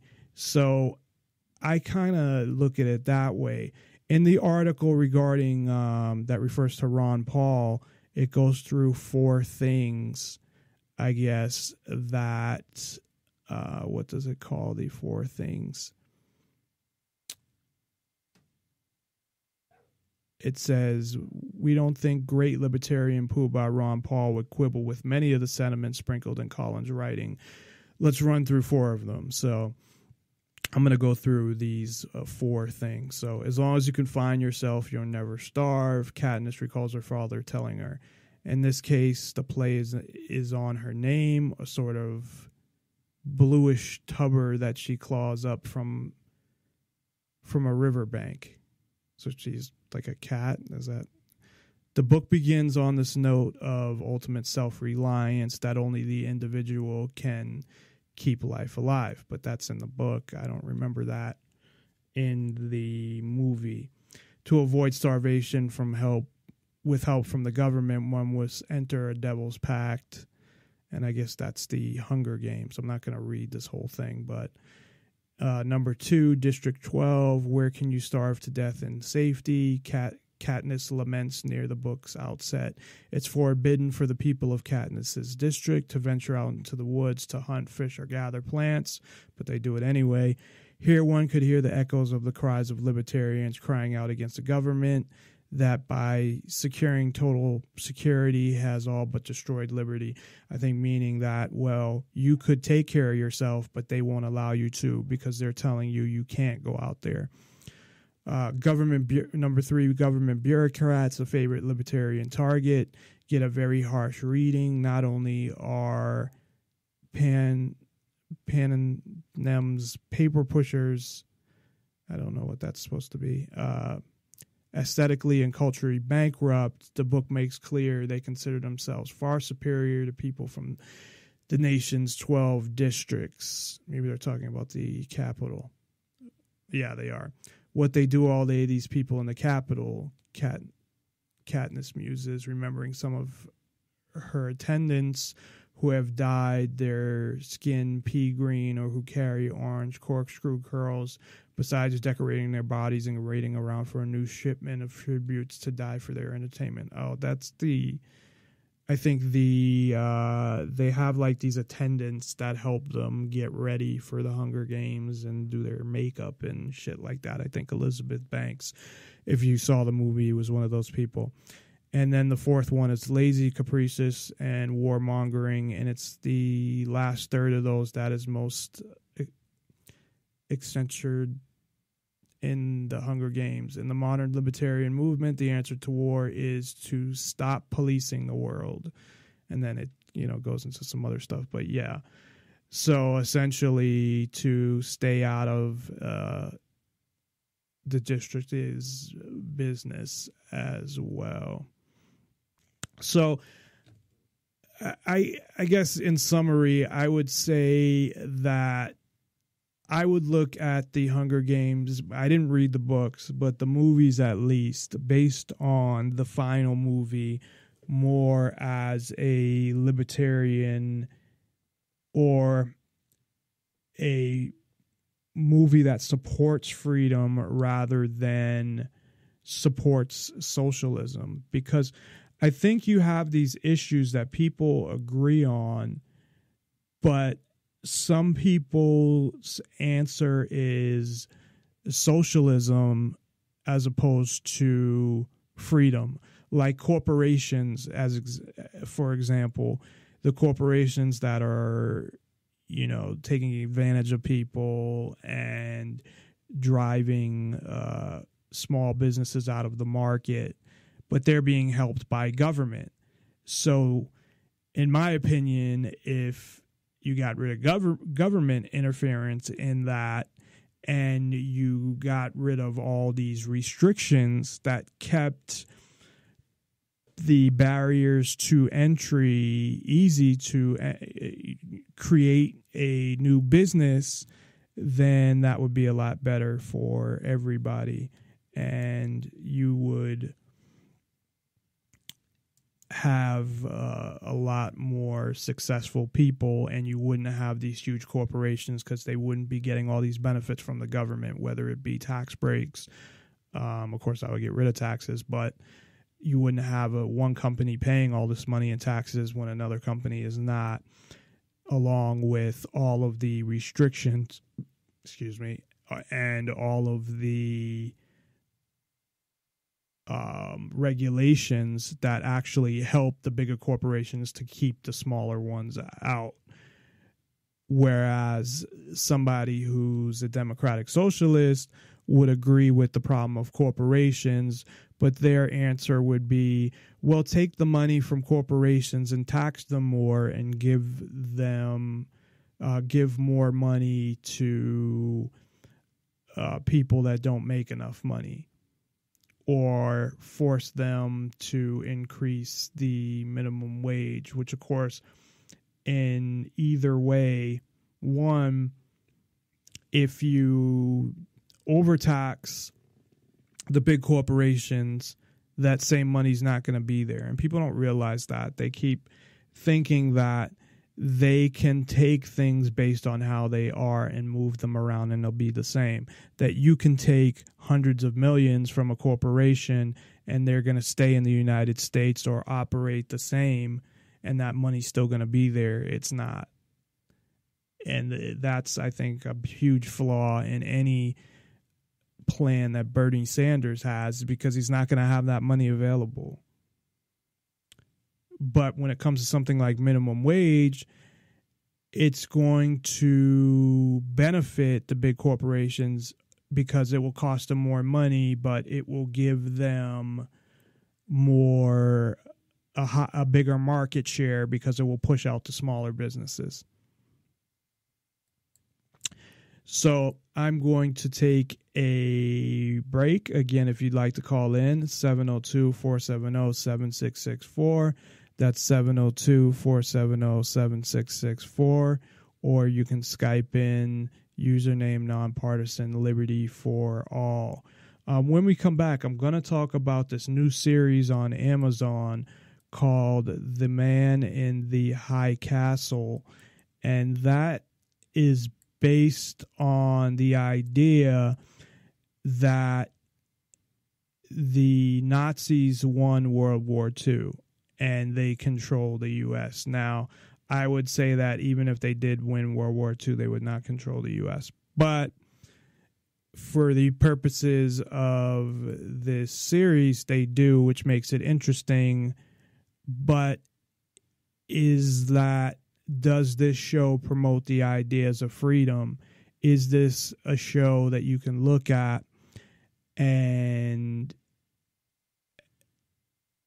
from a positive standpoint, from a freedom and liberty standpoint, that it promotes that? Or is it more of I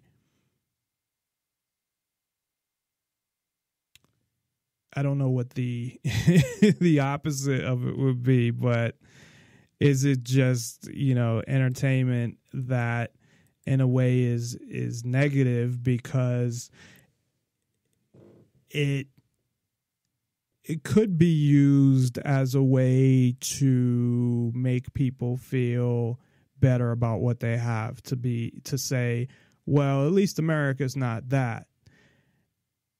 And I also want to talk about how the U.S. is now under the U.S. government compared to how it is in the show, because I don't think it's that far off anyway. But it could be used as something to show people, oh, look how it could have been, but things aren't that bad. You should be happy that you're not in this situation, because you could be, which again, I don't think you could, but that's the premise of the show. So we're going to talk all about that. Again, 702-470-7664 or Nonpartisan Liberty for all one word on Skype. And we will be back after this.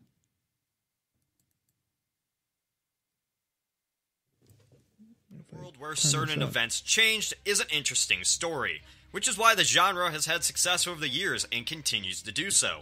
One of the most famous alternate history novels is The Man in the High Castle by Philip K. Dick, set in an alternate 1962 where the Axis powers won World War II.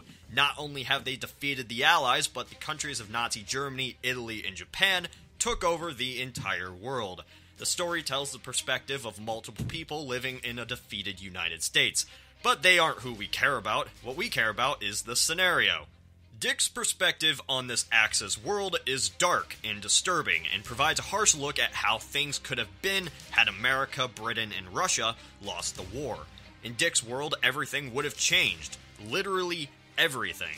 So in this video, we are going to explore Dick's scenario, and break it down piece by piece to shove it into your greedy little mind. The scenario starts off in 1963, when President Roosevelt is assassinated before he ever is able to become a strong president or implement his policies.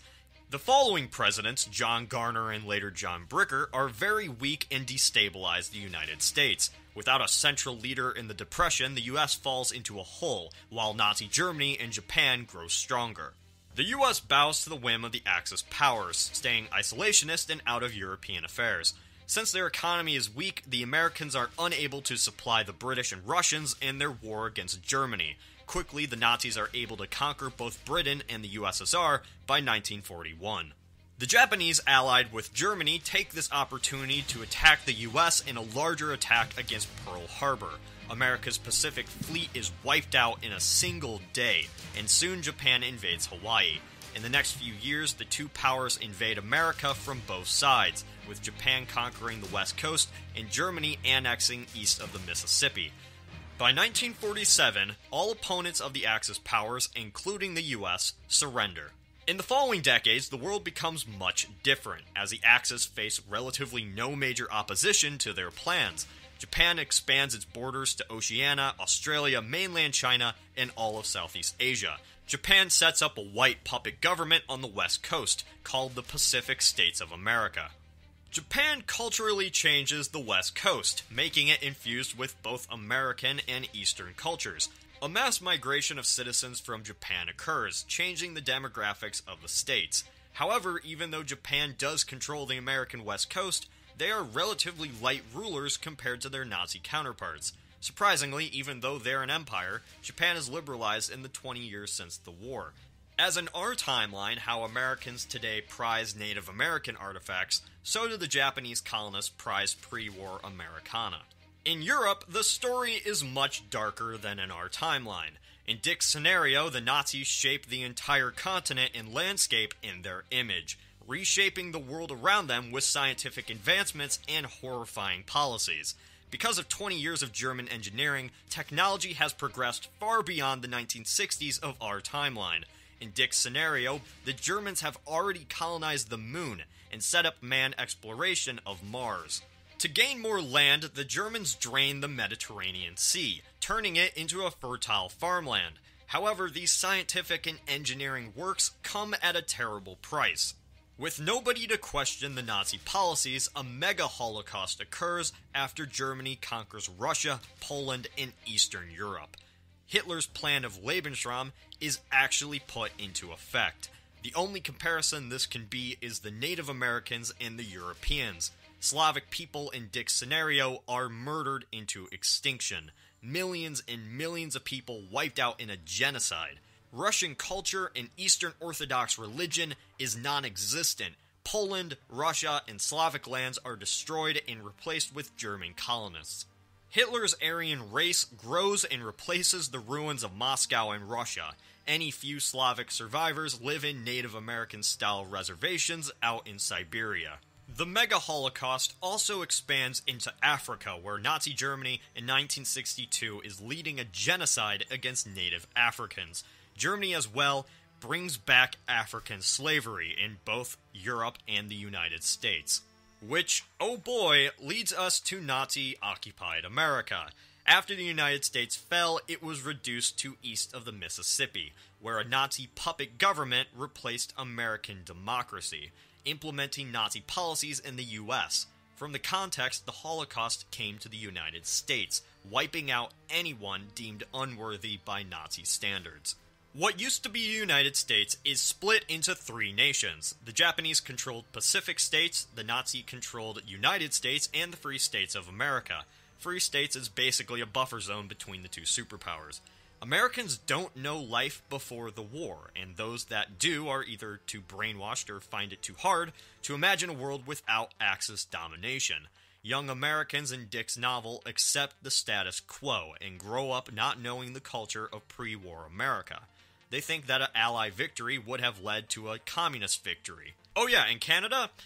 Canada just remained Canada. They literally didn't change at all. It's just Canada. Really, Mr. Dick? Get your gun.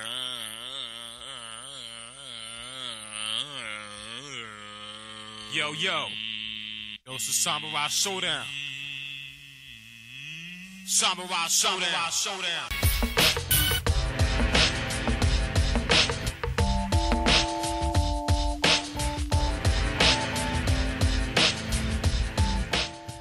Nonpartisan, the liberty for all. And we are back. So that basically described the book, because this is based on a book by Philip K. Dick. That's his name, Philip K. Dick.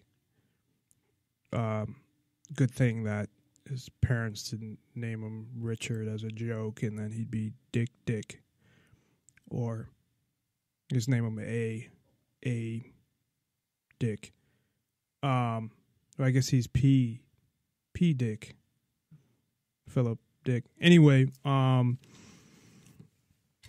I did find the book at the library, and I have it on hold. The way that the library works, for those of you who live in Las Vegas, if you have not used the library, you are missing out. We have a great library system.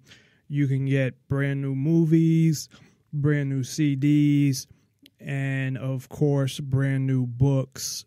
Every week they have a coming soon page, and I think that's what has come out that week or what's coming out the next week. So I would definitely go and get a library card. Of course, it's free. You do get late fees if you don't return things on time, but you can renew it online. And what will happen is it will send you an email when your books are ready to be picked up. So it's pretty cool. Unfortunately, since I started the show, I haven't read a lot, but I want to make sure I start reading more so I can talk more intelligently about certain things, and that I can go and verify them, which I mean, I know a lot of stuff from before I started doing the show. I started reading like crazy. Like I wouldn't watch TV at all. And pretty much now I have some cable shows I watch, but other than that, I just watch movies. But I was at a point where I thought that it was really positive that I was reading, and it was all nonfiction. I was reading a lot of books and getting a lot of information, and it was a good thing. So I want to try to mix that in to my schedule, along with, of course, working out, which I need to do more of as well. But for those of you who stepped away or missed anything in that explanation, and of course the book is a little different, he actually gave more backstory than they give even in the show. But the show, it's in its first season, 10 episodes. It's on Amazon Prime. So if you are an Amazon Prime member, which I think is really worth it because it's $99 a year and you get 2-day shipping on almost everything for free. It has to say Prime on it. There's certain items where you don't. But I signed up just because I was getting a lot of stuff from Amazon, like the equipment that I had got. I didn't get it all at once.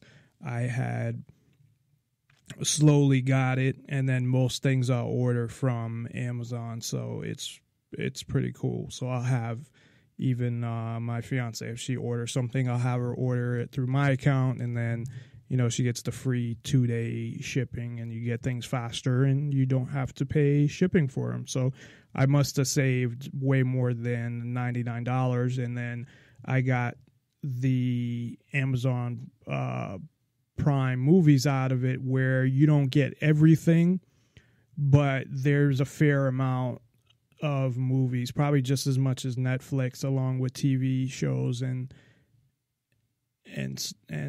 things like that, documentaries, whatever. And one of them that just came out, I believe it came out in the past couple weeks, and I had seen a commercial, and I don't even know where I've seen it because I don't really watch much TV. And it may have been during a football game, and that would be surprising. one of the things that actually happened was they put up their poster, and in the poster, I guess it had a swastika. They put it up in a New York subway station, and the governor had them take it down. It's fucked up. Who's the governor in New York? Cuomo. He had them. Is it Cuomo? Because the son of Mario Cuomo. He had them take it down. The fucking retard. So just because it had a swastika on it, obviously it's a TV show. It's not promoting Nazism. But anyway, and if you look at the event, that was probably the picture. There's a picture of Statue of Liberty. I don't know that was it for a fact, but I'm assuming it was, because it does have a swastika there on the picture. It has the Statue of Liberty, and then around the Statue of Liberty, there's like a swastika around her arm, and there's one, I think, someplace else in the picture. I'm trying to bring it up right now. Yeah, and then there's one on the building. Actually, you know what? I think they changed it, because it's not a swastika. It is in the... Oh, shit, that's probably what happened. If you look at the picture that I have, is the event photo, it's like an eagle-like thing, and it's on the building and on the Statue of Liberty across her. And in the actual show, you have a swastika there. So maybe they changed it so they could put the pictures up to advertise it. That's funny. No, it's not funny. It's kind of fucked up. I mean, it's a TV show. Anyway, it's 10 episodes. I've seen them all. I had watched it over, I had a couple of days off over Thanksgiving, and I thought it was a pretty good show.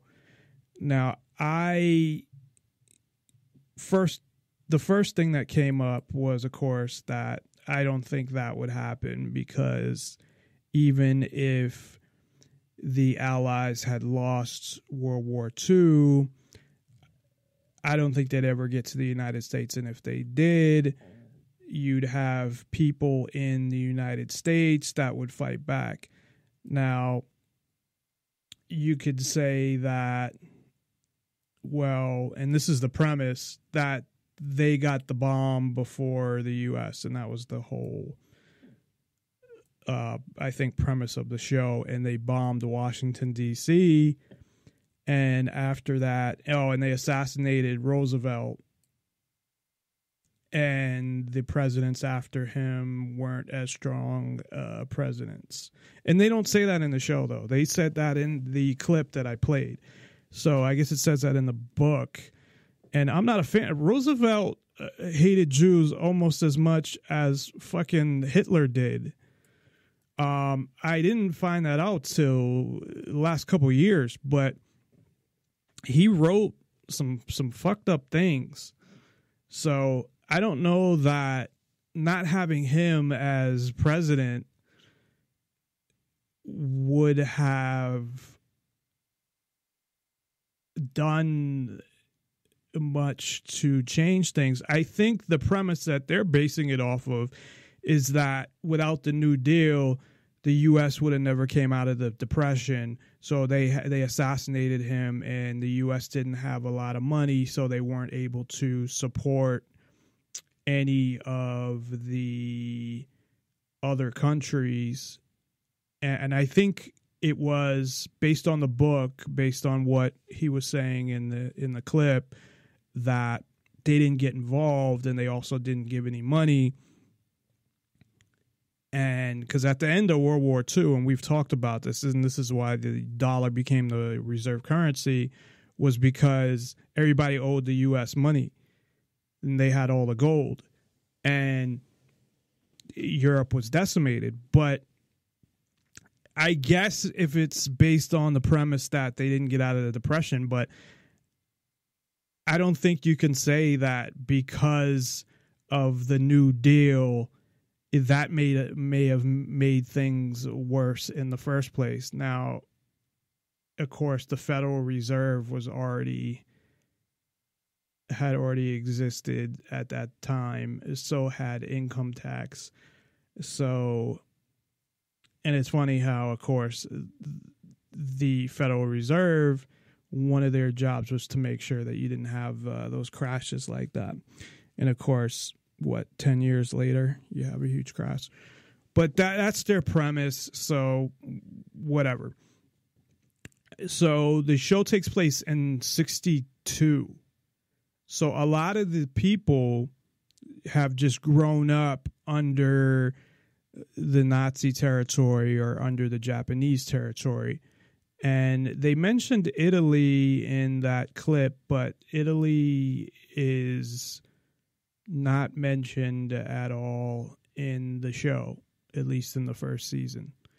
So it's Japan controls the West Coast, the Nazis control the East, and in between is the lawless zone or the neutral zone, but they call it like the lawless zone, where I would definitely be there. Then be under occupation from some other, Nazi or Japan. And it's kind of different even in how they govern. And I don't know if they mentioned it in that clip or there's another clip I have where on the German side, it's all Americans running things in the U.S. So most of the people in the U.S. that are in power are Americans that joined up with the Nazis. And on the Japan side, the Japanese run everything. And as far as being Jewish, although there are some, and I don't want to spoil anything, so I won't get into specifics, but although Jews are allowed to live in the Nazi area and they don't go after them, they will use it against you if they have to. So if they're trying to get something out of you, but they torture people, they, do all the same shit. They're ruthless dictators, basically, just like they were in reality. So, in watching the show, one, it's hard to kind of comprehend, but not comprehend the show, but you look at it and you see the U.S. and the Nazis controlling, half of the country and the Japanese controlling the other half of the country. And so I guess they dropped bombs on Washington, D.C. and maybe someplace else. And they surrendered and then they took everything over. So, but what I really wanted to talk about and look at regarding the show is, one, I've talked about his book before. Jim Marrs wrote a book, The Rise of the Fourth Reich. So Hitler's regime was called the Third Reich. And I don't know why it was called the Third Reich. And maybe that's an easy thing that most people know and I'm stupid, but I don't know why it was called the Third Reich. But anyway, so what his premise is that National Socialism, which is really what Nazis stood for, was never defeated. They just defeated Hitler and his regime, who were the ones that were executing it at the time. But actual Nazism or National Socialism was never defeated. It was imported to many places, including the United States, and it was imported literally into the United States. Operation Paperclip, which is declassified, which talks about all of the Nazi scientists and doctors and other positions that were imported into the United States, either given new identities and new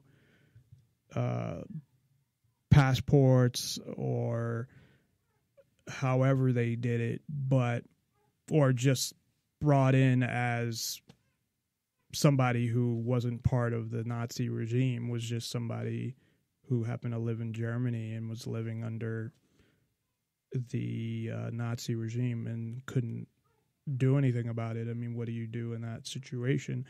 Now, I know what I would do, but of course we all probably say the same thing, that, yeah, if I was in that situation, I'd be shooting them motherfuckers and whatever. But we can easily say that, but to do it is a whole nother thing. And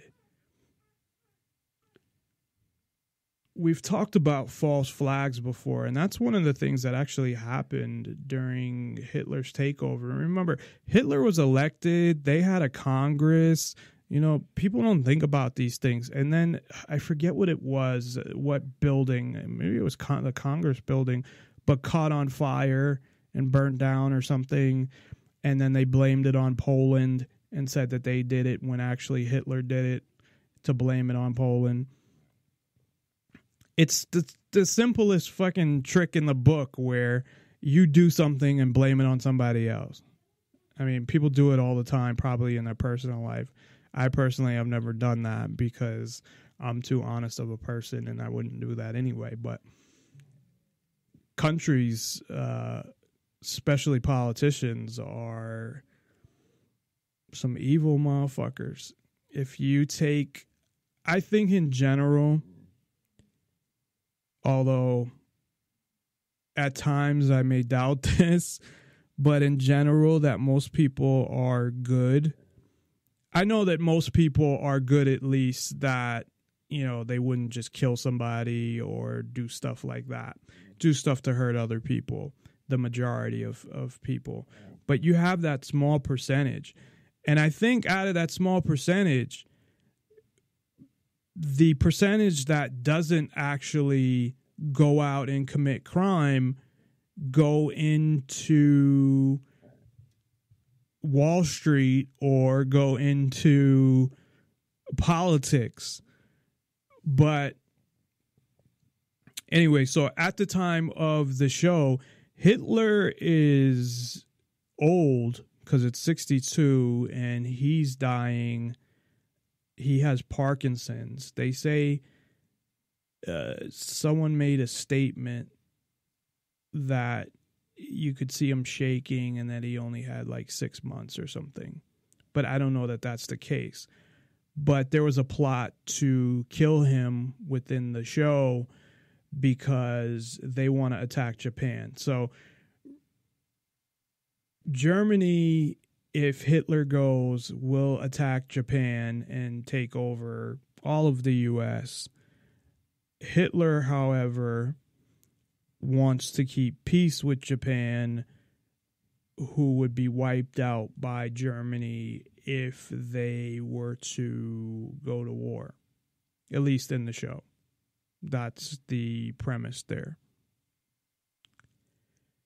So you have a resistance And this is where the show kind of takes on something really interesting. There's this man in the high castle. You don't see him. They just talk about him. Where there's these films, and they're films of what could be, not the reality. And you don't know where that's going to go, which makes it interesting as well. So it's not just the fact that to see, okay, how things are, but also these videos that Hitler likes, and he's trying to get them. So that's kind of the main premise, I think, for the first season is Hitler's trying to get all these films from the man in the high castle. And the man in the high castle is trying to get all the films as well from the quote-unquote rebels. So the Nazis send out their people to go and try to get the films and get them to Hitler. And that's, I guess, the main plot in the first season. I guess they had said that the book was pretty short, so they're trying to stretch it out and make it into a series that at least lasts a couple years. And of course, with the series, I mean, they can go probably wherever they want to go with it. I mean, they can take it, follow the book and then keep going with it. And hopefully they will. But the other thing, so I'm looking at this from two perspectives. Just like when I was talking about the Hunger Games. So you can look at it and say, well, look at how things could have been. And people in the U.S. have freedom. I'm not saying that they do, but I'm saying this is what the pitch would be, or the, well, whatever you want to call it. I don't know that I call it a pitch, but the other side would be that, well, we have freedom. Look what would have happened. And it supports war. From this side, I'm not saying the show supports war. It actually, you have a lot of people that are out for peace within the show, but that's between Japan and Germany. And it's kind of fucked up because you have the peace between Japan and Germany that certain people want to maintain. But while they're keeping that peace, they're treating the people, the natives that they're occupying, like shit, where if they want to, they'll just grab them off the street. They'll kill them if they want to. They'll do whatever.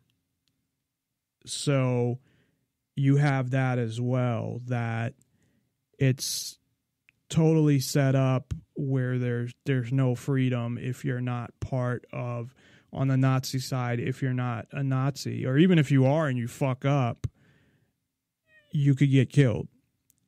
If you're on the Japanese side, they can pretty much do whatever they want, and they will. So I don't know which side is better. And on the Japanese side, I'm not sure if I had mentioned this earlier. I may have, that the Japanese are all, yeah, I did, that there are no Americans that are in positions of power on the Japanese side. It's all Japanese. On the Nazi side, there are. So I guess there could be people that grew up there, but probably they would still be the sons and daughters of native Japanese that came from Japan. So without getting into too much detail, as I don't want to ruin anything, there's the Ministry of Defense, who seems to be a good guy and wants peace between the Nazis and the Japanese, and doesn't agree with some of the things the Nazis do. But of course, he's part of the Japanese regime who goes along with them killing people if they don't answer their questions, and they torture them, and they do things like that. Now, it all had to do with the films, all the torture and killing that they showed on the Japanese side. So I don't know if it's a regular thing. I guess we'll have to see next season, but that's what it seems like, that they don't have a system of, well, I would still call it a system of injustice here, but they don't have a system of justice where you get a trial, you get any of that. They just determine they torture you, and they determine whether you're guilty or not, I guess. And if they don't think you're guilty, after they torture you, they let you go. But that's only based on a couple of scenarios of things related to the films. So I don't know whether it's worse to be... I would say it's probably worse to be under the Nazis, but it depends. Because if you're Jewish, I believe they'll still kill you. But if you're Jewish, you can live in the Japanese section, or you can live in the neutral zone. But if you're Jewish or have any Jewish blood, and I think I was talking about this yesterday, whether it's a race or a religion, but to them, it doesn't matter. If you have, as I had mentioned, my father was Jewish, so his whole family, that side of the family is, so I would be considered having Jewish blood, and if I was on the East Coast, they would kill me. So comparing to be under the Japanese. The other thing, though, that was a positive, I think, was that they didn't allow guns. So you look at that as well, that I think it sends a good message that the penalty for having a gun, I don't know if it's death, but it's illegal for people to own guns. So, and that's it's probably under the Nazis as well, unless you're one of them, but under the Japanese section, it's illegal to own guns. So there's that part of it as well. But really what my main question is, let me go back to before I ask that. So you have the one side where you can look at it like things could be like this. You should appreciate what you have. And like I said on Thanksgiving, if anybody listened to that show, I talked about how you should appreciate what you have, but just because you have a lot of positive things, or there's a lot of positive things in your life, and you have this or that, that doesn't mean that you can't complain or do something about the negative things. Meaning, in my case, like I can sit there and say, hey, I'm appreciative and thankful for my fiance, for my mother, for my job, a place to live, things like that. But that doesn't mean because I appreciate that, I can't criticize the government and talk about all the things that they're doing to take away people's freedoms, and that because I do that, I don't appreciate the things that I do have. that would be like, if you have that mentality, that would be like not having any drive to do anything, because you would be saying, oh, I appreciate what I have, I shouldn't want more. Because there's nothing wrong with wanting more. There's, I think, something wrong with if you're, say, too materialistic or too that kind of wanting more, but to want to make more money or want to have more or want to have a bigger house. I mean, even that, there's nothing wrong with any of that, or want to have a nicer car. I'm just saying there's some people who take it to excess and don't appreciate shit. But so there's that side of it. And I don't think it will be taken that way. However, when I was listening to some of the interviews, that's kind of what they were saying, like almost like, oh, you know, it makes people appreciate the freedom that they do have. And I'm like, well, I don't know about all that. And I don't know if he was the writer or the director or what role he played in the series. I mean, he wasn't an actor. He was, you know, maybe he was the producer, but he was behind the scenes, one of the main people. And it sounded like he looked at it as related it to some of the things that were going on today. So the other way to look at it, I think, is from the standpoint of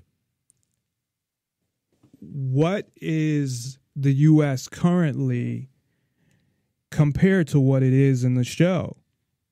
Now, I would say right away that it's not as bad as it is in the show, because the things that are going on, although some of the things that are going on are happening to some people, but it's a lot more rare. But how far is it from where we're at now? So if you look at it, and this is where I bring in Jim Mars's book, and I really suggest you read it, The Rise of the Fourth Reich. And there's a lot of facts about what happened in Germany as well, and how Hitler kind of took over there. Because, again, Hitler was elected. The other thing that people tend to not know or not realize or not think about is, how do you think that Germany, who was just in World War I and lost and must have spent a lot of money, was able to, World War I, I think, ended in 1918 or 1919, and then you have 20 years later, not even, about 20 years later, he's starting another war. That's not that long. How do you think they got all that money to fund everything they were doing? Well, they got it mostly from people in the U.S. The Grandpa Bush was one of them. I always bring him up because I always remember him.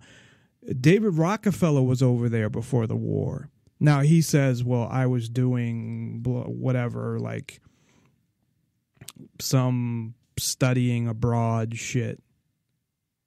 But it's almost like you had a test of how this would work. I mean, there's so many different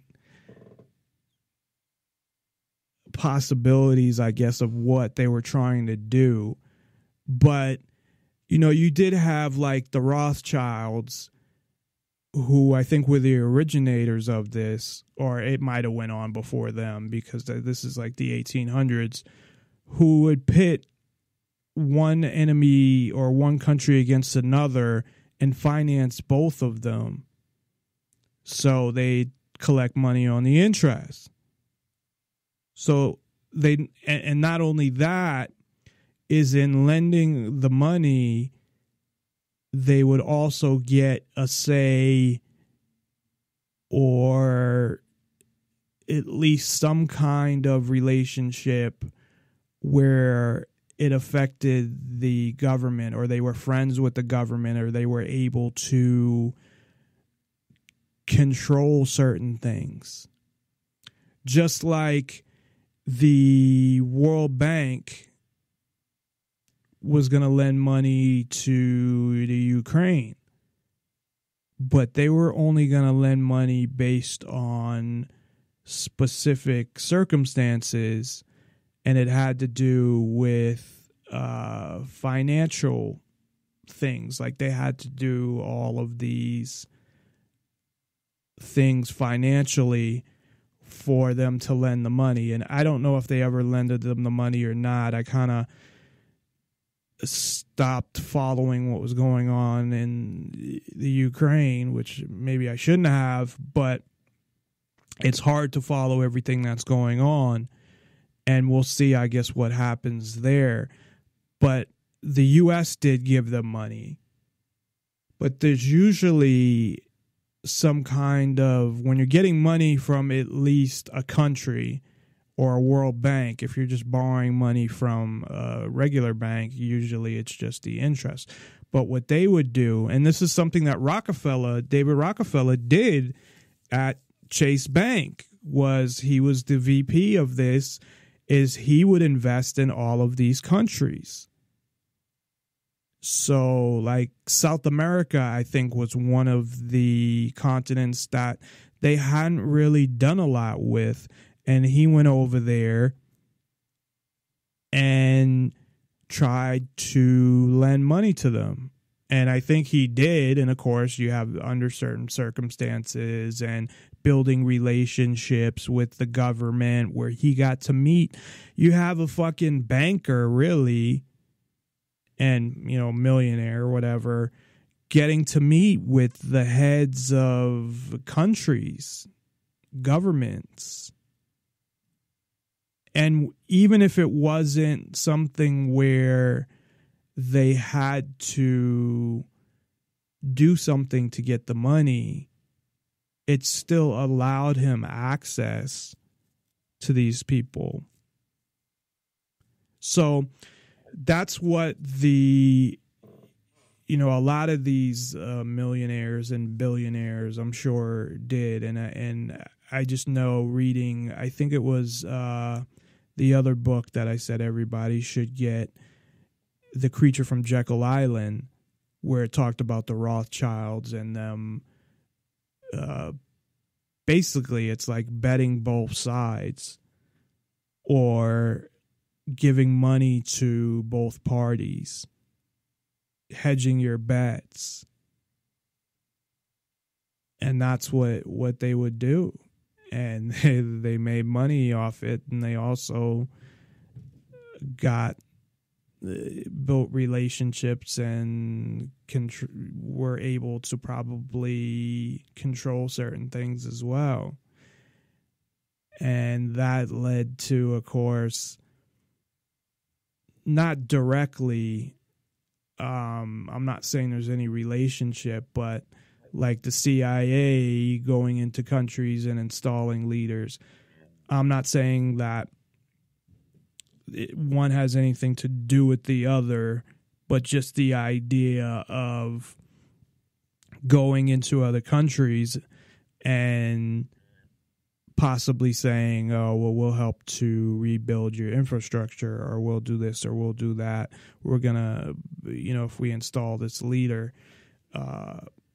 or if we get you elected or whatever. So I think things like that have been going on for a long time. So all of these American companies, and of course this was prior to the war, but Hitler could have never did anything without the funding. And from what I understand, most of that funding came from U.S. companies.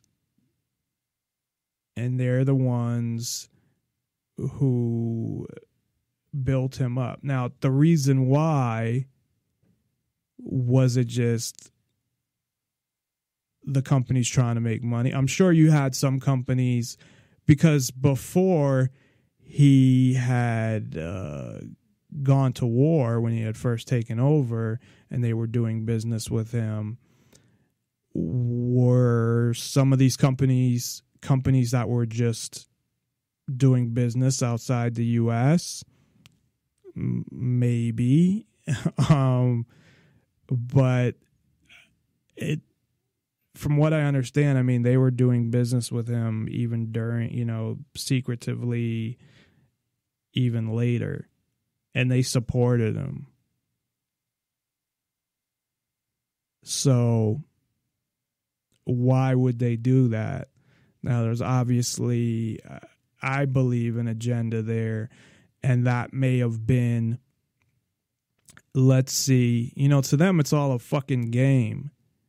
And they're sitting in the U.S., not really worried about it.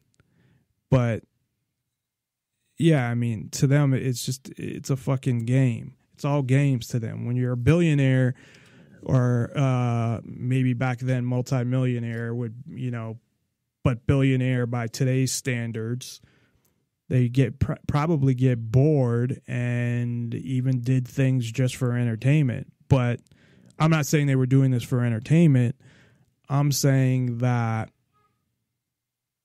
they want control. That even now, they want to be able to control things. To say, I think the world should be like this.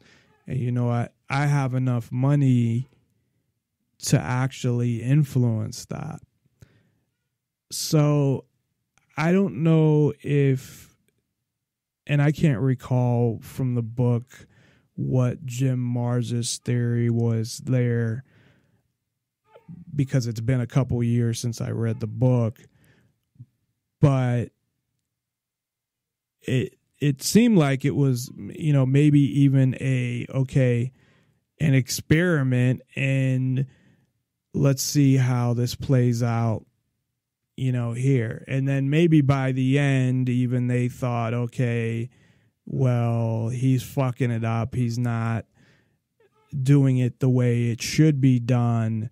So we need to, get him out of there anyway.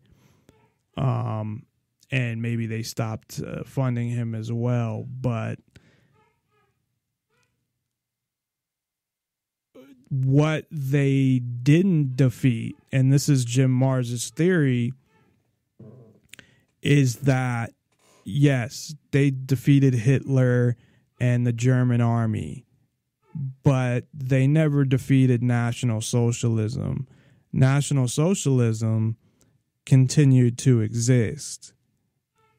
And it was literally, as I said earlier, it wasn't just brought over to the United States as a theory or in laws or in that sense. It was literally brought over. Now, I know the rationale behind it was, okay, we have to, this was all after the war, because I'm thinking, of the atomic bomb, but they felt supposedly that they had all this advanced technology, which I believe they did. They had all these scientists working on whatever they had. So, I mean, I don't know what the number was. I should look that up. But from what I understand, I mean, it wasn't like it was, 10 people. I mean, there's people that they still, I had mentioned there was somebody in my neighborhood that was a former Nazi. Now, I don't know if he was one that they had brought over or he just happened to somehow, of course, back then, it's not like it is now. It was much easier probably of course, fake IDs and things of forging papers and things like that. But why would they need, even with the positives, I guess you could say, with the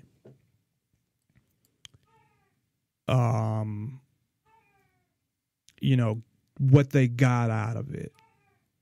And a lot of what they got had to do with the military. It was military technology, but even doctors and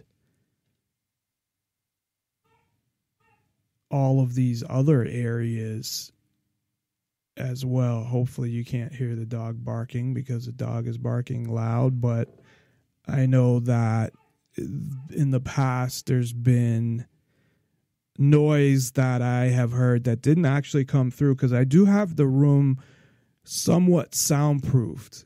That's why I was mad when I was going to move, and I'm like, I fucking paid all this money to soundproof the fucking room, and then I have to move. But a lot of them were scientists that were working on different things. And so, according to Wikipedia, rocketry, aeronautics, medicine, but also biological weapons, chemical weapons. I mean, a lot I know was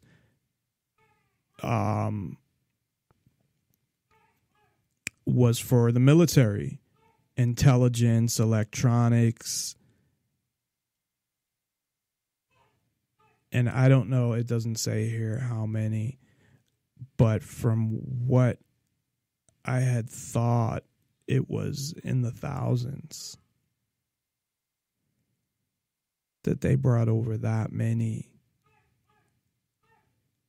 I guess in 1945, they brought over 127 just rocket scientists. And that's where I see, when I talk about things like generally accepted practices and generally accepted knowledge in things like medicine.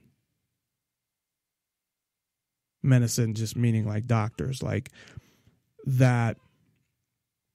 There are things that are just generally accepted among doctors, whether they're actually true or not, like that vaccines, and I'm not going to say, I guess, every single one, because there's been some new vaccines, but that the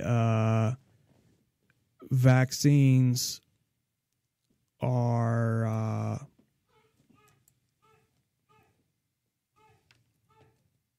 I hope you probably can hear that. What the fuck? That, the vaccines are all good for you and whatever. And the reason why I doubt a lot of the stuff, and of course, looking at all this other information, that's one of the reasons. But, doctors, one of the reasons I doubt it was because a lot of these doctors are just told that this is safe, this is fine, and you don't have to worry about it. And they never tested it themselves or never did anything themselves. They just essentially were told that. So they're taught in, say, medical school that, and I'm just using vaccines as an example, that this vaccine works this way and does this, and we've had these tests on it and it's fine. But that's just what they're being told. I got to take a quick break because I have to shut this fucking dog up. Not that I'm going to hurt the dog to shut it up. I just probably put him outside or something, or see what's going on. So I'm going to take a quick break. I'll probably go to 10:30 tonight. I can't go any later than that because I need sleep. Luckily, I got a nap, though, so that did help. But I definitely need to get to sleep by a certain time tonight so I won't be tired at work today like I was yesterday. So we'll be right back after this. NonpartisanLibertyForAll.com. Hey guys, welcome back to Baseline Beatnik. I am Brandy, and now I'm going to be watching The Man in the High Castle. I didn't do any research as to what this is, but it is a Comic-Con trailer, so that should be super interesting. I'm excited to be watching it, and I'm glad you're watching it with me. Let's check it out. Oh, Amazon Prime. If you could do anything with your life, what would you like to do? Well, my father told me what it was like before the war. He said every man was free. I want my country back. I pledge allegiance to the flag of the Axis powers of America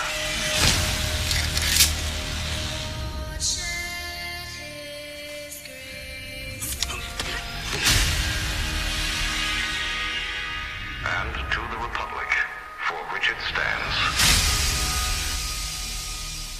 one nation, under rule,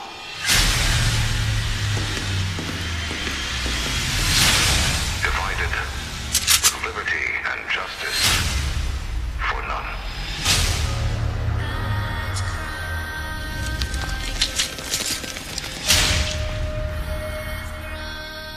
Evil triumphs only when good men do nothing.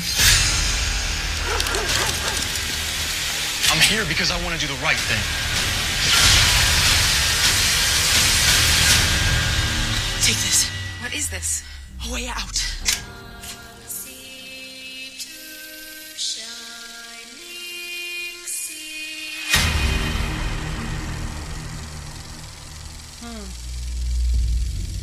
Wow. That looks very, very interesting. That would be a terrible place to live, because I believe in equality, and I don't believe in mass genocide like Hitler and all of his little crazy minions, but it would be interesting to watch what Ridley Scott's take on a life like that, and how it would be, and how your interactions would change, and what your liberties are, and what the world actually is.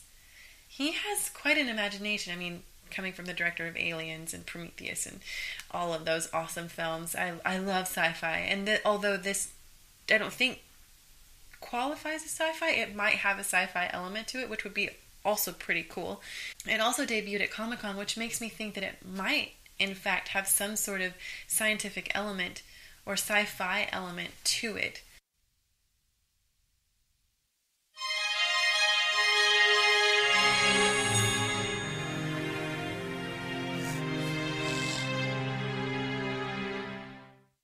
And that actually sounds like just what's needed in this country to get the youth to start a revolution. And with that being said, of course, that's why the Obama administration is encouraging his youth brigade to get out there and propagandize to the youth. And a young liberal group is doing just that. Think again. Katniss's father was killed in a mining accident. If he had Union protection, that never would have happened. In the wake of her husband's death, Katniss's mom had no access to therapy and fell into a deep depression, which cost her her job, causing the family to starve because the Capitol provides no food stamps. Like it or not, the Hunger Games are real. President Snow's 1% wants to cut life-saving programs while using their glamour to distract us. The Harry Potter Alliance is a group that's trying to push a progressive agenda by politicizing Hunger Games fans. Now, the campaign aims to inspire the youth to get off their phones and start a revolution by tackling issues of the 12 districts, such as healthcare access, homelessness, voting access, unemployment, and food security. That sounds legit, but the drive says that they're really trying to push the main theme of the Hunger Games, which is income inequality. Where have I heard that before? But this increasing inequality is most pronounced in our country. The idea that so many children are born into poverty in the wealthiest nation on earth is heartbreaking enough. But the idea that a child may never be able to escape that poverty because she lacks a decent education or health care or a community that views her future as their own, that should offend all of us. And it should compel us to action. We are a better country than this. Now, conservative fans of the books and films are saying that the Alliance is willfully ignoring the real antagonist of that movie, which is the totalitarian government. They say by pushing Obama's message on income equality, they're missing the danger there, the real warning of having an Orwellian government that controls the food stamps and the access to health care and applies pressure on them via the good guy unions. So they're basically trying to get the youth to demand more government, more control. So, of course, that is all part of the New World Order master plan to dupe you into demanding more government control in the name of humanitarianism. So I am going to read a little excerpt from what could have inspired the Hunger Games. I know Alex Jones says this is what helped crystallize his awakening. None Dare Call It a Conspiracy by Gary Allen. We do sell this at the InfoWars store. It says what we are witnessing is the communist tactic of pressure from above and pressure from below. The American middle class is being squeezed to death by a vice. We do see these young groups in the streets trying to be revolutionary groups, and virtually all members of these groups sincerely believe that they are fighting the establishment. In reality, they are an indispensable ally of the establishment in fastening socialism on all of us. The naive radicals think that under socialism, the people will run everything. Actually, it will be a clique of insiders in total control, consolidating and controlling all wealth. So there you can see that lovely diagram of the vice there. We've got the Rothschilds, the Rockefellers pressuring the middle class, and the unions and youth groups there are pressuring from below. So that's the trick. Don't be duped into that. All these youth groups are part of this effort, and they're totally helping the very establishment that they are trying to stop. But if you really want to stop income equality, you have to go to the root of the problem, and that's that our presidents keep shipping all of our jobs overseas with these trade agreements like NAFTA and the TPP that our beloved dictator is now trying to fast track. And if people don't cut this off before it gets even worse, I am afraid that those people that are out there fighting for income equality and to raise the minimum wage are just going to continue to find themselves in a Walmart economy. Excuse me, sir. What brought you out here today? I come here with the Workers' Defense Project in solidarity with the 5 for 15 campaign. Do you think it may be more effective to maybe have these type of protests at the Federal Reserve? Not instead, but in addition to this, I agree. Shikari, ask him if he knows anything about the Trans-Pacific Partnership. Sir, have you ever heard of the Trans-Pacific Partnership? Yes. Okay, can you tell me a little bit about it?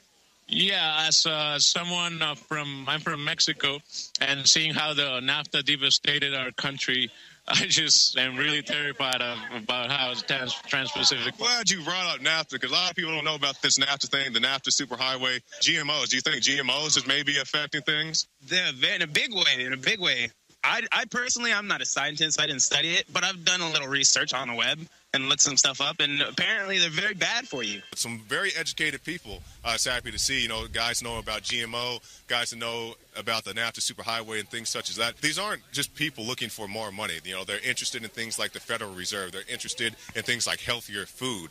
So hopefully, these guys can get a raise, but also hopefully we can get these guys outside of a Federal Reserve building. And if you need any more school and threatened with expulsion for firing a maid.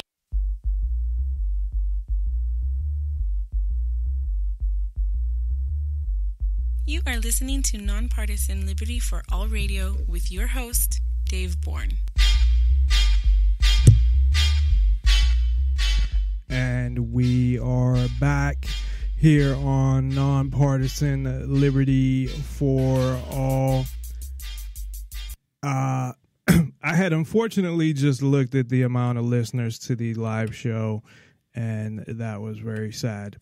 There are people listening, but I get more listens usually in the archives, but it's just very low today. I don't know. I know there's some people that, for whatever reason, well, I know why, but I don't think it's anything that I did wrong, but do not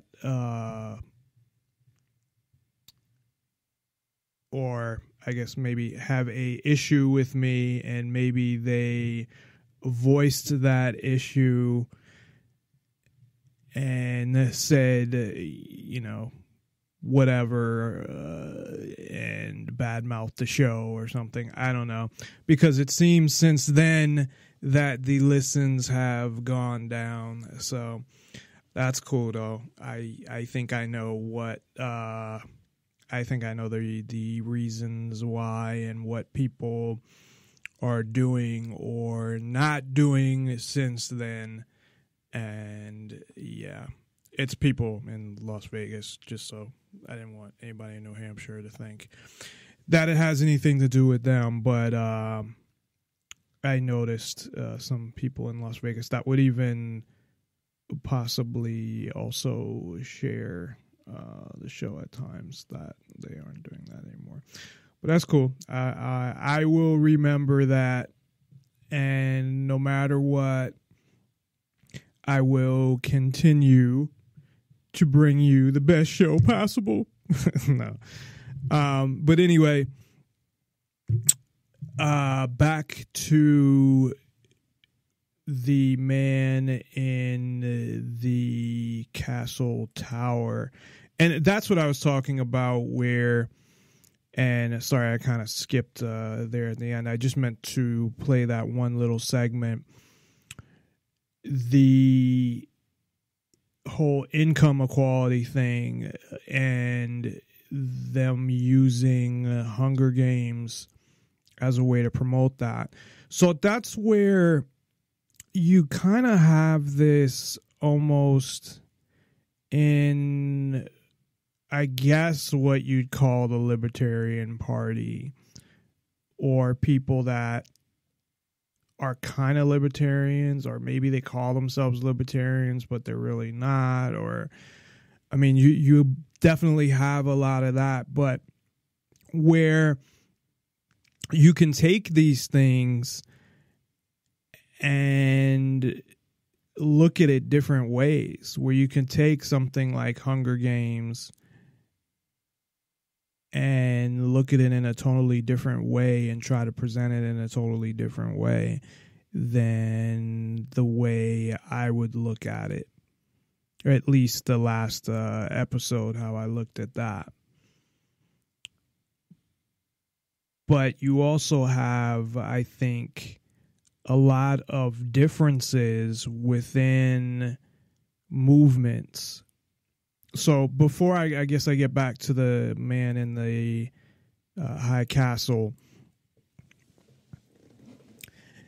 say, for example, the easiest way to really show it is when it comes to cop block, because you have cop blocks all over the country, and Pete and Ademo, who are the founders, Pete Eyre and Ademo, I don't know what he goes by, Freeman, but I think his real name is Adam Mueller. But, and I had Pete on the show, and that's when I had the most listens ever. That's how popular Pete is. Just having Pete on the show, I think I had something like 700 or 800 listens. If I count the replays that I did of when he was on the show, it was just a ridiculous amount of listens. And I had hoped that would turn into something, but unfortunately it did. Things did go up for a while. I think at one point for a few weeks there, I was doing at least 100. I had 100 listens a night, and that lasted for a few weeks. And then I had actually went away for a week for work, and I was off, and then I came back and went back down. But my point being is that within even cop block, even though the founders have that viewpoint where they would call themselves probably voluntarists, or I think that's what Pete even when we had talked about it when he was on the show, and I said I don't like labels, and I think he said the same thing, and that if he had to call himself something, it would be a voluntarist. But that doesn't carry over to everybody else, I guess, in the cop block. A lot of these, and I mean, that's fine in the sense that I guess it's better to have a cop block office or a cop block in your, not office, a cop block group in your city than to have nothing at all. But I think it really changes things, because it changes, I think, what your goals are. So you have people that who also call themselves libertarians that were part of Cop Block and actually writing for the Free Thought Project that support Bernie Sanders for president. And if you want to support Bernie Sanders, that's fine. That's your prerogative. But you don't believe in true freedom and liberty if you support Bernie Sanders. So I want to, in general, try to be more open and more understanding to people, because my goal is to get these ideas out there. Of course, with the amount of listeners I have at right this moment, or even for the night, I don't know that the people that had listened, it might have just not updated, but the people it's showing that are they're still even listening at the moment. But sorry, getting back to Bernie Sanders, I want to be more open to people as far as them, trying to communicate these ideas to even people that support people like Bernie Sanders. But I need to also make it clear that if you support Bernie Sanders, you shouldn't be walking around calling yourself a libertarian or anything like that, really, you're probably a democratic socialist. I mean, to be honest. And that's where there's that huge difference where you have these issues and people might agree on the issue and even partially what to do on the issue. But at the same time, they have totally different ideologies. And that doesn't mean that you can't work with people on a issue that you agree on, but where you have, say, in general, have different ideologies. It's just like a Democrat and a Republican. Well, to me, they're pretty much the same anyway. But whatever, we'll say they're not. And them working together on an issue that they agree on, even though they don't agree on a bunch of other issues. But I think you have these people, a certain amount of them, and I've seen it in what they've posted, like these members of Cop Block that I used to be Facebook friends with. And before, what I did was just unfriend people, and I don't do that anymore. I pretty much won't unfriend anybody unless they, do something really bad, like, start insulting me or something. I don't know. But I won't just unfriend somebody because of what their views are. But I was before. I'm like, well, I don't want to have somebody that's talking about, that's part of Cop Block, and then talking about white privilege and all of that stuff, and constantly talking about it in their posts, even though they're part of Cop Block. So there were a few people there, and I'm thinking of one in particular that somebody else who has a show actually mentions them all the time. They may be like obsessed with them or something, but that's why I'm thinking of it, because I heard them say that, and it is actually true with that person. But that's where it's kind of hard to explain, but it's like you have people that consider themselves libertarians, or people that consider themselves people that believe in freedom and liberty. And I'm not talking about the conservatives that talk about freedom and liberty that are just full of shit. I'm talking about people that are really progressives or Democrats or socialists that somehow think that they're libertarians because they support Cop Block or something like that. And these issues are not libertarian issues, a lot of them.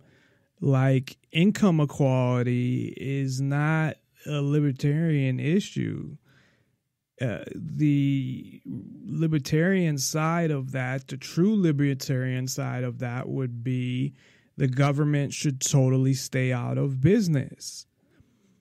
Meaning, that sounded kind of weird how I said that, but that the government should stay out of a business's business, or shouldn't be regulating businesses and what they can and cannot do. But you have people that seem to associate with libertarians and seem to call themselves even anarchists. And that's why I don't want to use the word anarchist, not just because of the fact that people totally have a opinion of it that's totally wrong and thinks it means total chaos and things like that. But the majority of people that call themselves anarchists are more leftists, I guess. And not to say that I wouldn't call myself I was going to say a rightist because you got leftists and rightists, right? But I wouldn't call myself a conservative or even close to it. But I'm definitely not a leftist or progressive in any way. And even though I agree with them on some issues, it's for totally different reasons. And it's, you know, as I've said, I believe in true freedom and liberty. And to sum it up would be you can do whatever you want as long as you don't directly hurt anybody or their property. That's how I would best sum it up.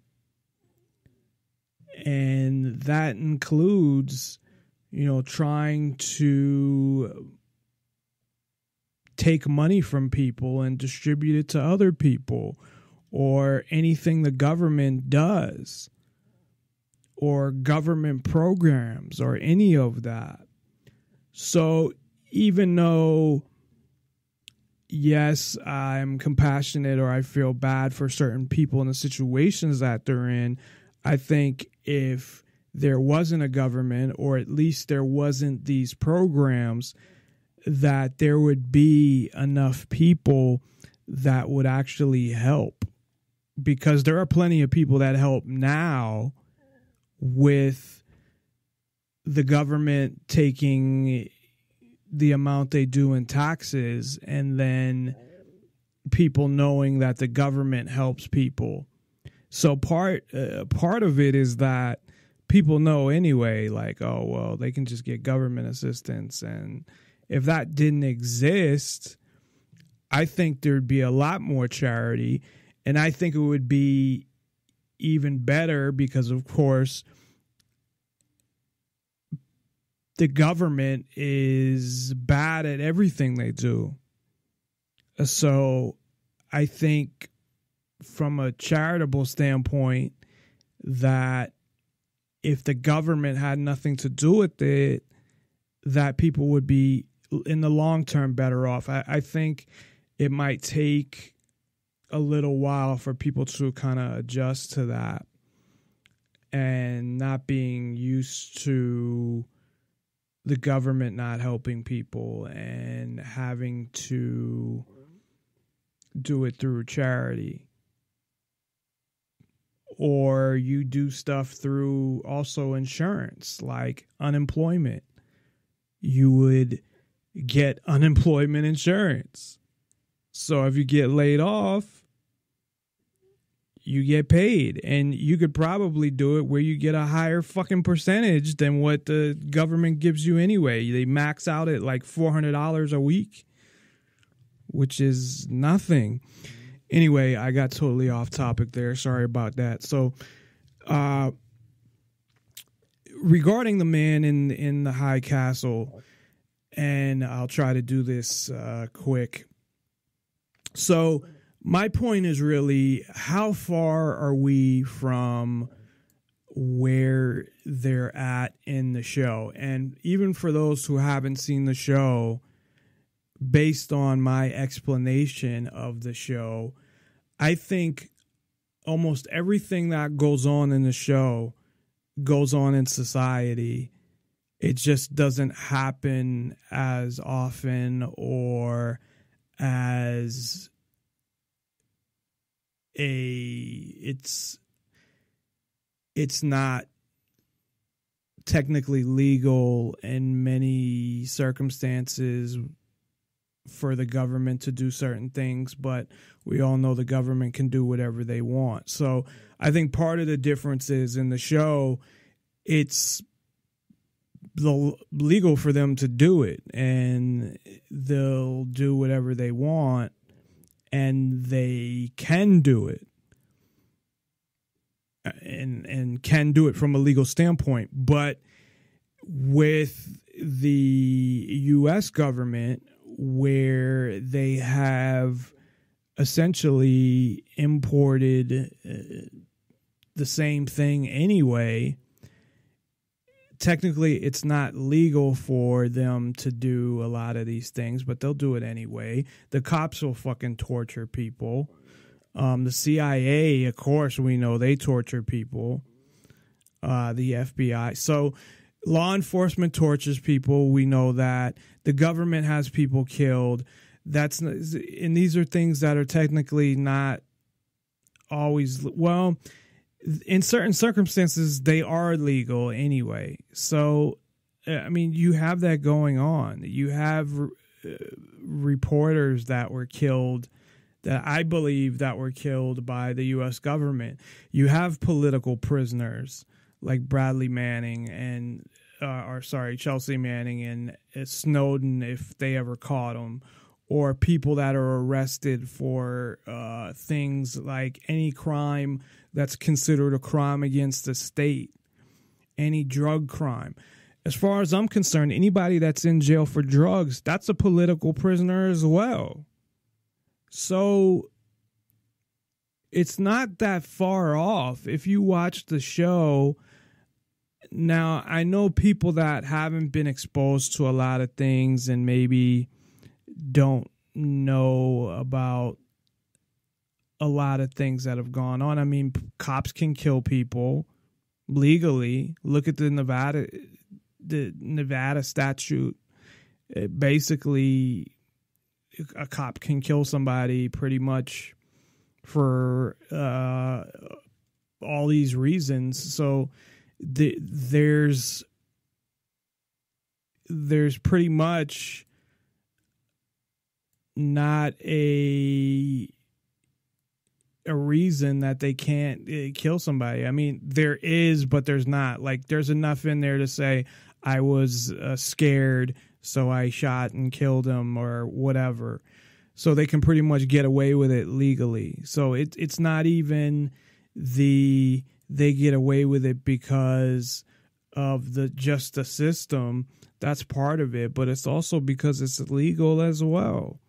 So you have all these things that are going on in this show that maybe they're not going on to the extent or to the as far as often as they are, you know, where you don't have the government murdering somebody every day. Well, no, that's not true, because you have the police killing somebody multiple times a day.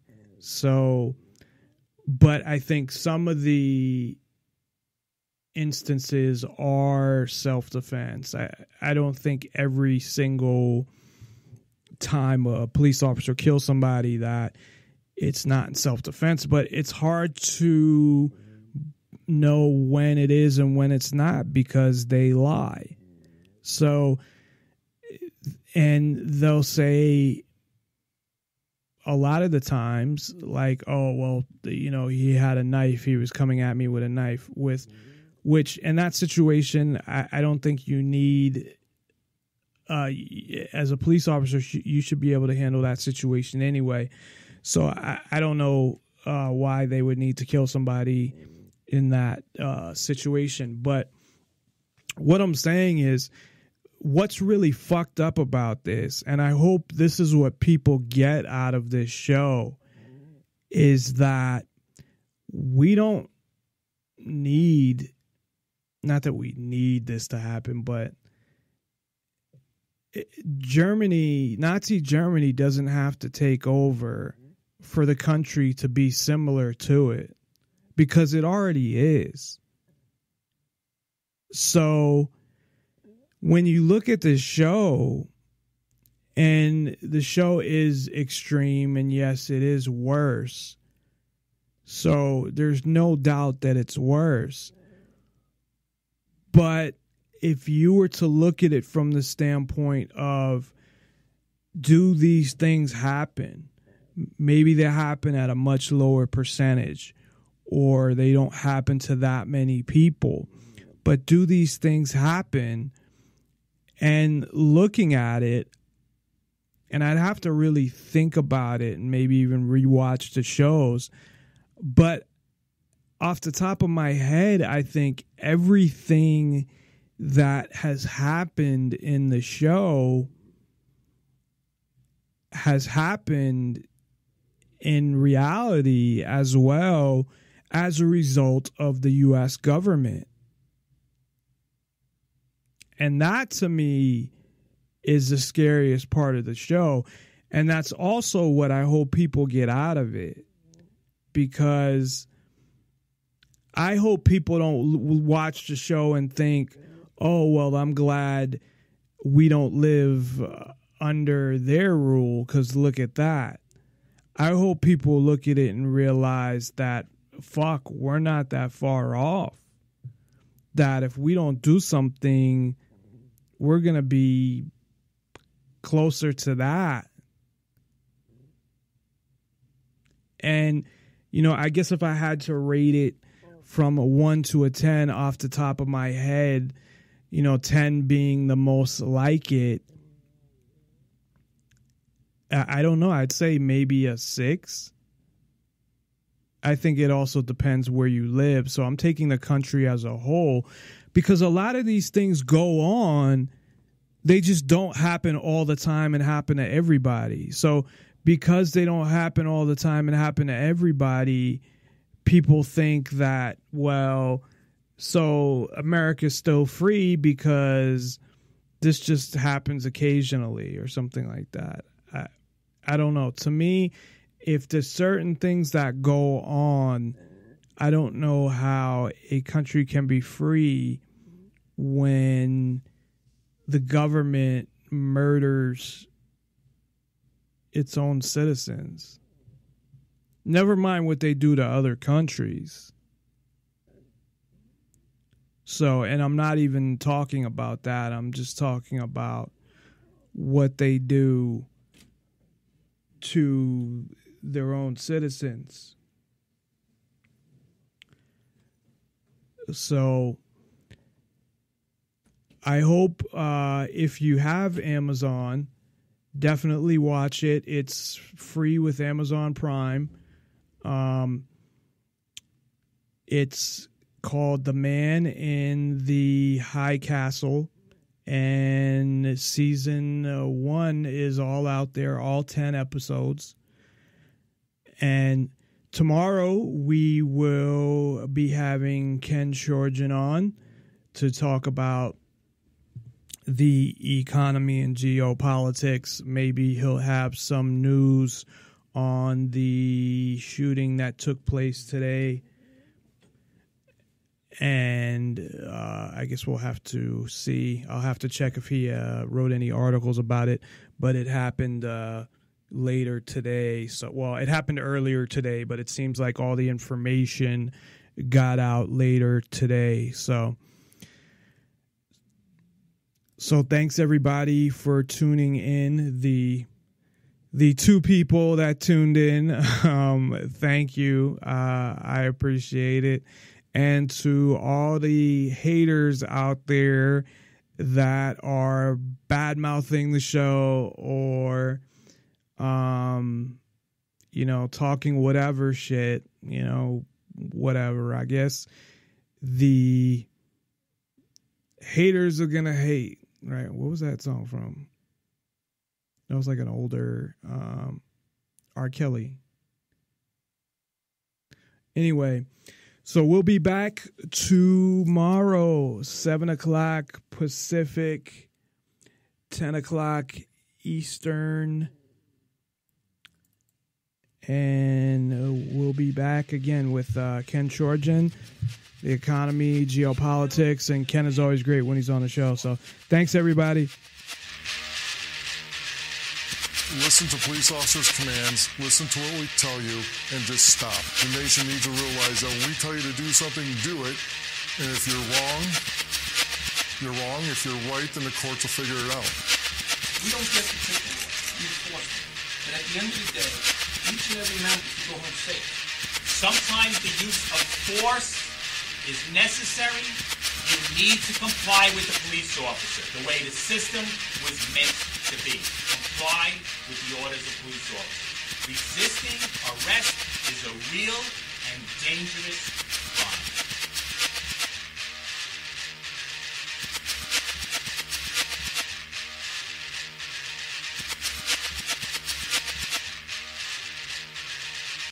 But that's like my prepare myself alarm. And then I have my actual, okay, I have to get up now alarm. And then maybe I can wait 5 minutes on that. And then I have to get up if I want to be at work on time. There are a few things that I want to talk about today. Along with what was listed in the event, there was a shooting in San Bernardino, California. I'll talk a little about that, but not a lot, because I don't like to give things like that a lot of attention unless I somehow relate it to the promotion of freedom and liberty. And there's one thing really I want to focus on when it comes to that. Of course, I feel bad for all the people that were, I believe there were 14 people that were killed and 17 or so that were injured. And it seems like they know a lot of stuff, but they're holding it back, and that it's probably a terrorist attack. So initially, I didn't think anything of, is this a false flag or something like that? Because I knew, and I've said this before, that, okay, if something happens here, I know that, or I'm going to think, I don't know anything for sure. So I'm not going to sit there and say, well, I know, like, you know, act like I know for sure what happened, but I'm going to think that the CIA and ISIS had something to do with it. Definitely, especially if it's something similar to what had happened in France. And it seems that a lot of people use AK-47s. I guess it's just internationally the most popular gun. I mean, I even have one. I have a cheaper one. I want to get actually a better American-made one. I believe that you still can't get a Russian-made one because Obama, with the sanctions with Russia, of course, uses as an excuse to ban another gun. And he had come out and made a statement, and we'll get to that in a little while here as far as what he had to say. And you know that, of course, it's not going to miss an opportunity to exploit an event to push an agenda. But I don't understand the place. I read a couple articles about it, where it happened. I know when it happened. I guess it happened at 11 in the morning. It's something about a Christmas party. I don't know if they were having a Christmas party, and they mentioned somebody getting mad and coming back, but they don't know if that's the same person. I would say probably not, because it sounds like there were 3 people they're saying that were involved. And that's when you don't see a lot of those types of shootings with that many people involved unless it's thoroughly planned out and it's just done for some kind of reason. I mean, if it's like a robbery or something, yeah. But you kind of hear more about those robberies like that in the movies than in reality. Even probably with shootings like that, but usually you'll have a lunatic lone gunman type scenario where especially in school shootings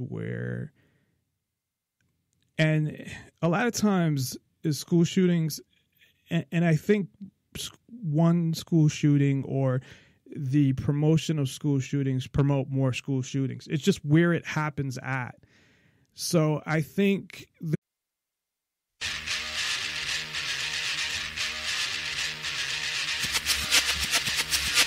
will defend these police officers. Listen to police officers' commands, listen to what we tell you, and just stop. The nation needs to realize that when we tell you to do something, do it. And if you're wrong, you're wrong. If you're right, then the courts will figure it out. We don't get to take the enforcement. But at the end of the day, each and every man has to go home safe. Sometimes the use of force is necessary. You need to comply with the police officer the way the system was meant to be. Comply with the orders of police officers. Resisting arrest is a real and dangerous crime. Dave, Nonpartisan Liberty for All. I'm your host, Dave Bourne. I'm sorry, I kind of lost it there for a sec. As I woke up late, I didn't mean to go to sleep actually at all. I laid down, then I wake up and it's 10 of 7, so I apologize for that. I'm like, Dave Bourne, no, Nonpartisan Liberty for All, and I'm your host, Dave Bourne, and it is December 2nd, 2015, and we're coming to you live from Las Vegas, Nevada.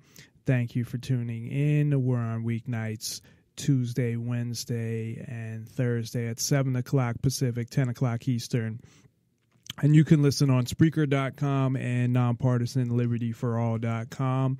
We promote the ideas of true freedom and liberty, meaning being able to do whatever you want as long as you respect the freedom of others and don't directly interfere with their freedom, as well as exposing government for what it is, a mafia based on extortion that rules without consent by threat of force and violence. And again, I apologize for that mistake. I think it was that I was plugging the phone in and I had turned it on and I thought that I had it on silent.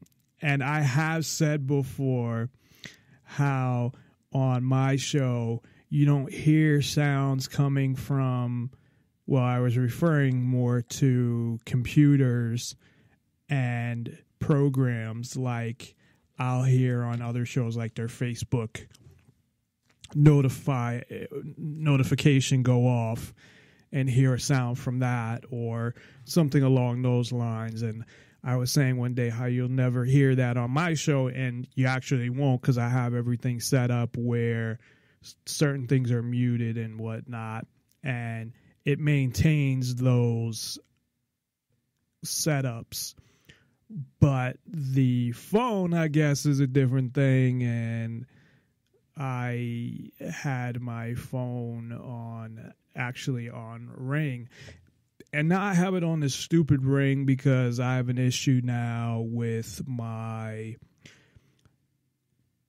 storage card, and I lost everything that was on that. So it just went to one of the default rings. That sounds really stupid, and I don't know why I'd even have it on Ring. But anyway, that's kind of what happened there. So I'm still in that I'm not half asleep. I'm awake, but you know, when you're in that kind of state of I just woke up 10 minutes ago and I'm on the air state,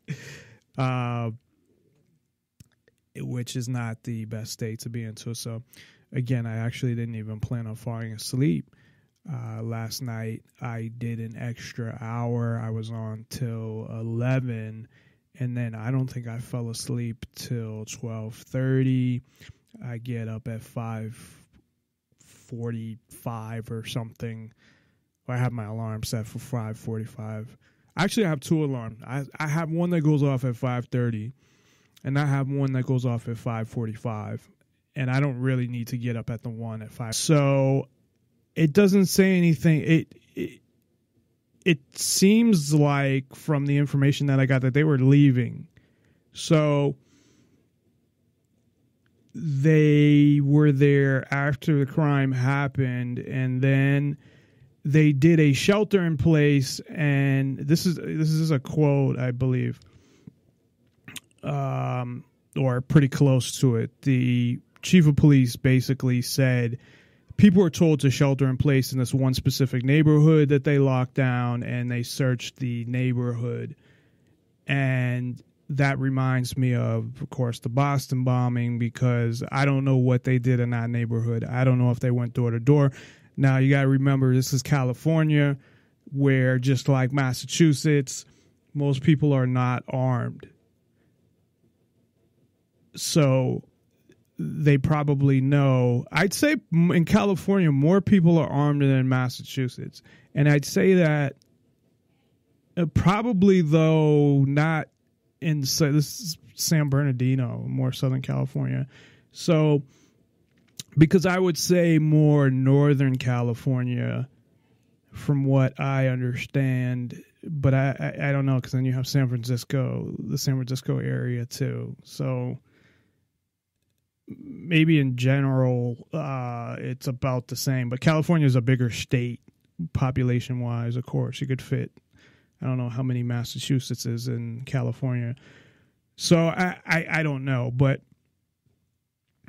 I would say that California has some of the strictest gun laws in the country, and of course, it didn't stop anybody from getting any guns in this scenario. And if this is a quote-unquote terrorist attack, I would assume that they got guns that were not traceable and they didn't go into a store and just buy them.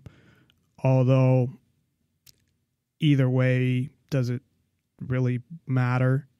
I guess if their plans were, I guess it depends on what their plans were. If they thought they were going to get away, then probably they would have wanted untraceable guns. If this was like a we don't care suicide type mission, I don't know. I guess there's not enough information out there, but blaming having the guns on the gun laws when California has some of the strictest gun laws in the country, I think, is bullshit. And of course, what does the president do right away?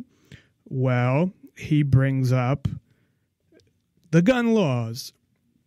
And the one that he's starting to bring up now and put in people's heads, it's like he's planning this out as he's starting to put the idea out there. But I've heard this for years. I don't know if it was even originally from him. I think it was, though, years ago. But then he didn't really say much about it for a while, and then he brought it up again. But having people on the no-fly list being able to buy a gun, because really what you're saying is, I'm just making a list of fucking people that I don't want to have a gun. Why don't they just have a no-gun list? Because the no-fly list is based off of nothing. And when I say based off of nothing, what I mean is they can put anybody on there without going through any kind of process where you get to defend yourself, you get to go to court. Not like any of that matters anymore, because even with the courts, you don't have any freedoms. And if you look at, there was a case in New Hampshire with Derek J. Freeman, and he was only arrested for misdemeanors. And it was like stupid misdemeanors. If you have ever seen Derek J's Victimless Crime Spree, which I did actually like. And he took it all the way to the Supreme Court because they wouldn't give him a permit to carry. He could get a gun, fine. He could open carry in New Hampshire, but they wouldn't give him a permit to carry. And it's I believe it's a shall issue state like Nevada, where essentially, as long as you're not a felon, there were a lot of scenarios where they were actually targeting a specific person and they just happened to do it at school as opposed to someplace else. And doesn't mean that the whole school was in danger. So there's still not a lot of information out there. I have a short clip from, I believe, the chief of police somewhere. Or did I not get that clip? No, I might. Oh, yeah. It's only a 53-second clip. So here's here's a clip from the chief of police.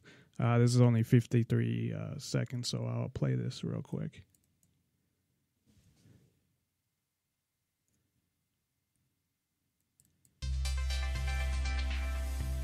Authorities in San Bernardino, California have described a deadly scene at a social... What the fuck was up with that music at the beginning? I'm going to play that again. It's like, who the fuck put this thing together? Shit. It sounds like a training video, like when you have some kind of training video or something on a specific subject. Like that kind of music for a class. Like you're watching a video for some kind of class you're taking, and here's the video. Police in San Bernardino, California have described a deadly scene at a social services center as a targeted mission. Citing witnesses to the Wednesday shooting in Southern California, upwards of 3 gunmen fired upon a banquet, killing at least 14 people. Over a dozen others were wounded, 10 of whom were classified in critical condition. The San Bernardino police chief stated the attackers came prepared to do what they did. Jared Bergwan added that the attackers likely... No, they came unprepared to do what they did. Really? I know they did mention some stuff about bombs as well, but let me play the rest of this. It's only 30 more seconds. Wielded rifles and shotguns, though no weapons were recovered at the scene.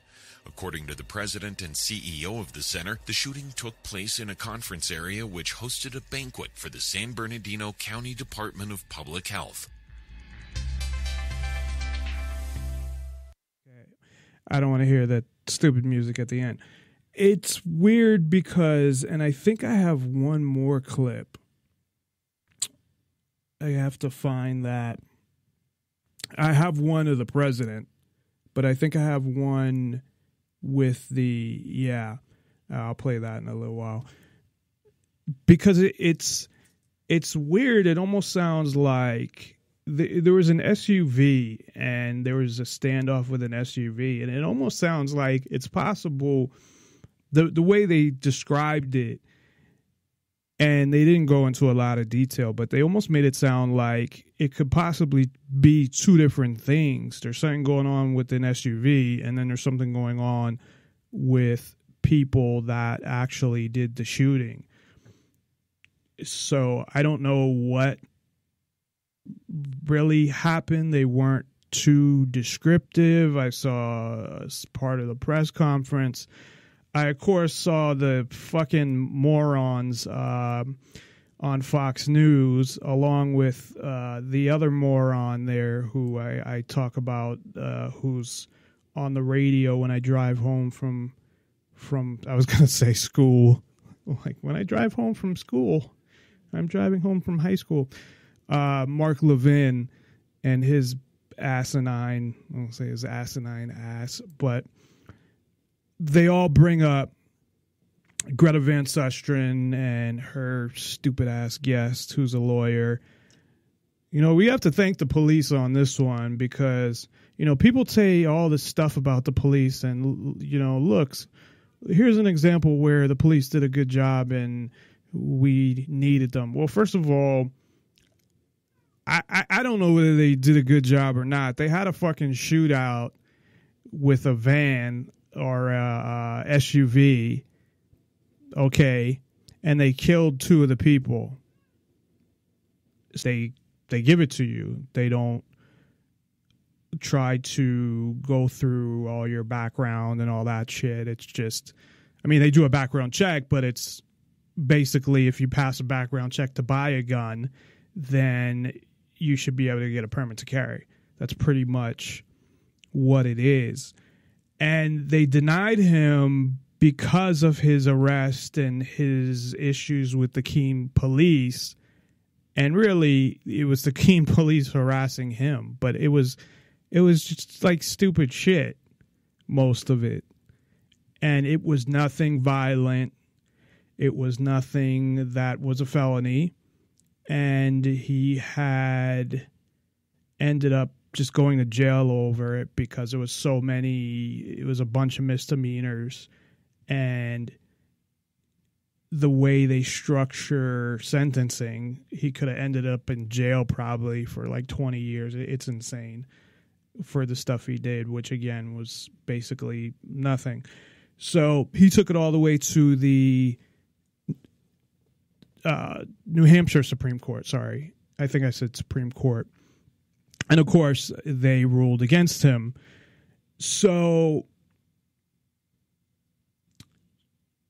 when it comes to courts, and I've had my fair share of experience with courts as well, especially nowadays, it's pretty much the court is on the side of the government and they're going to do whatever they can to help find you guilty, whether you are guilty or not.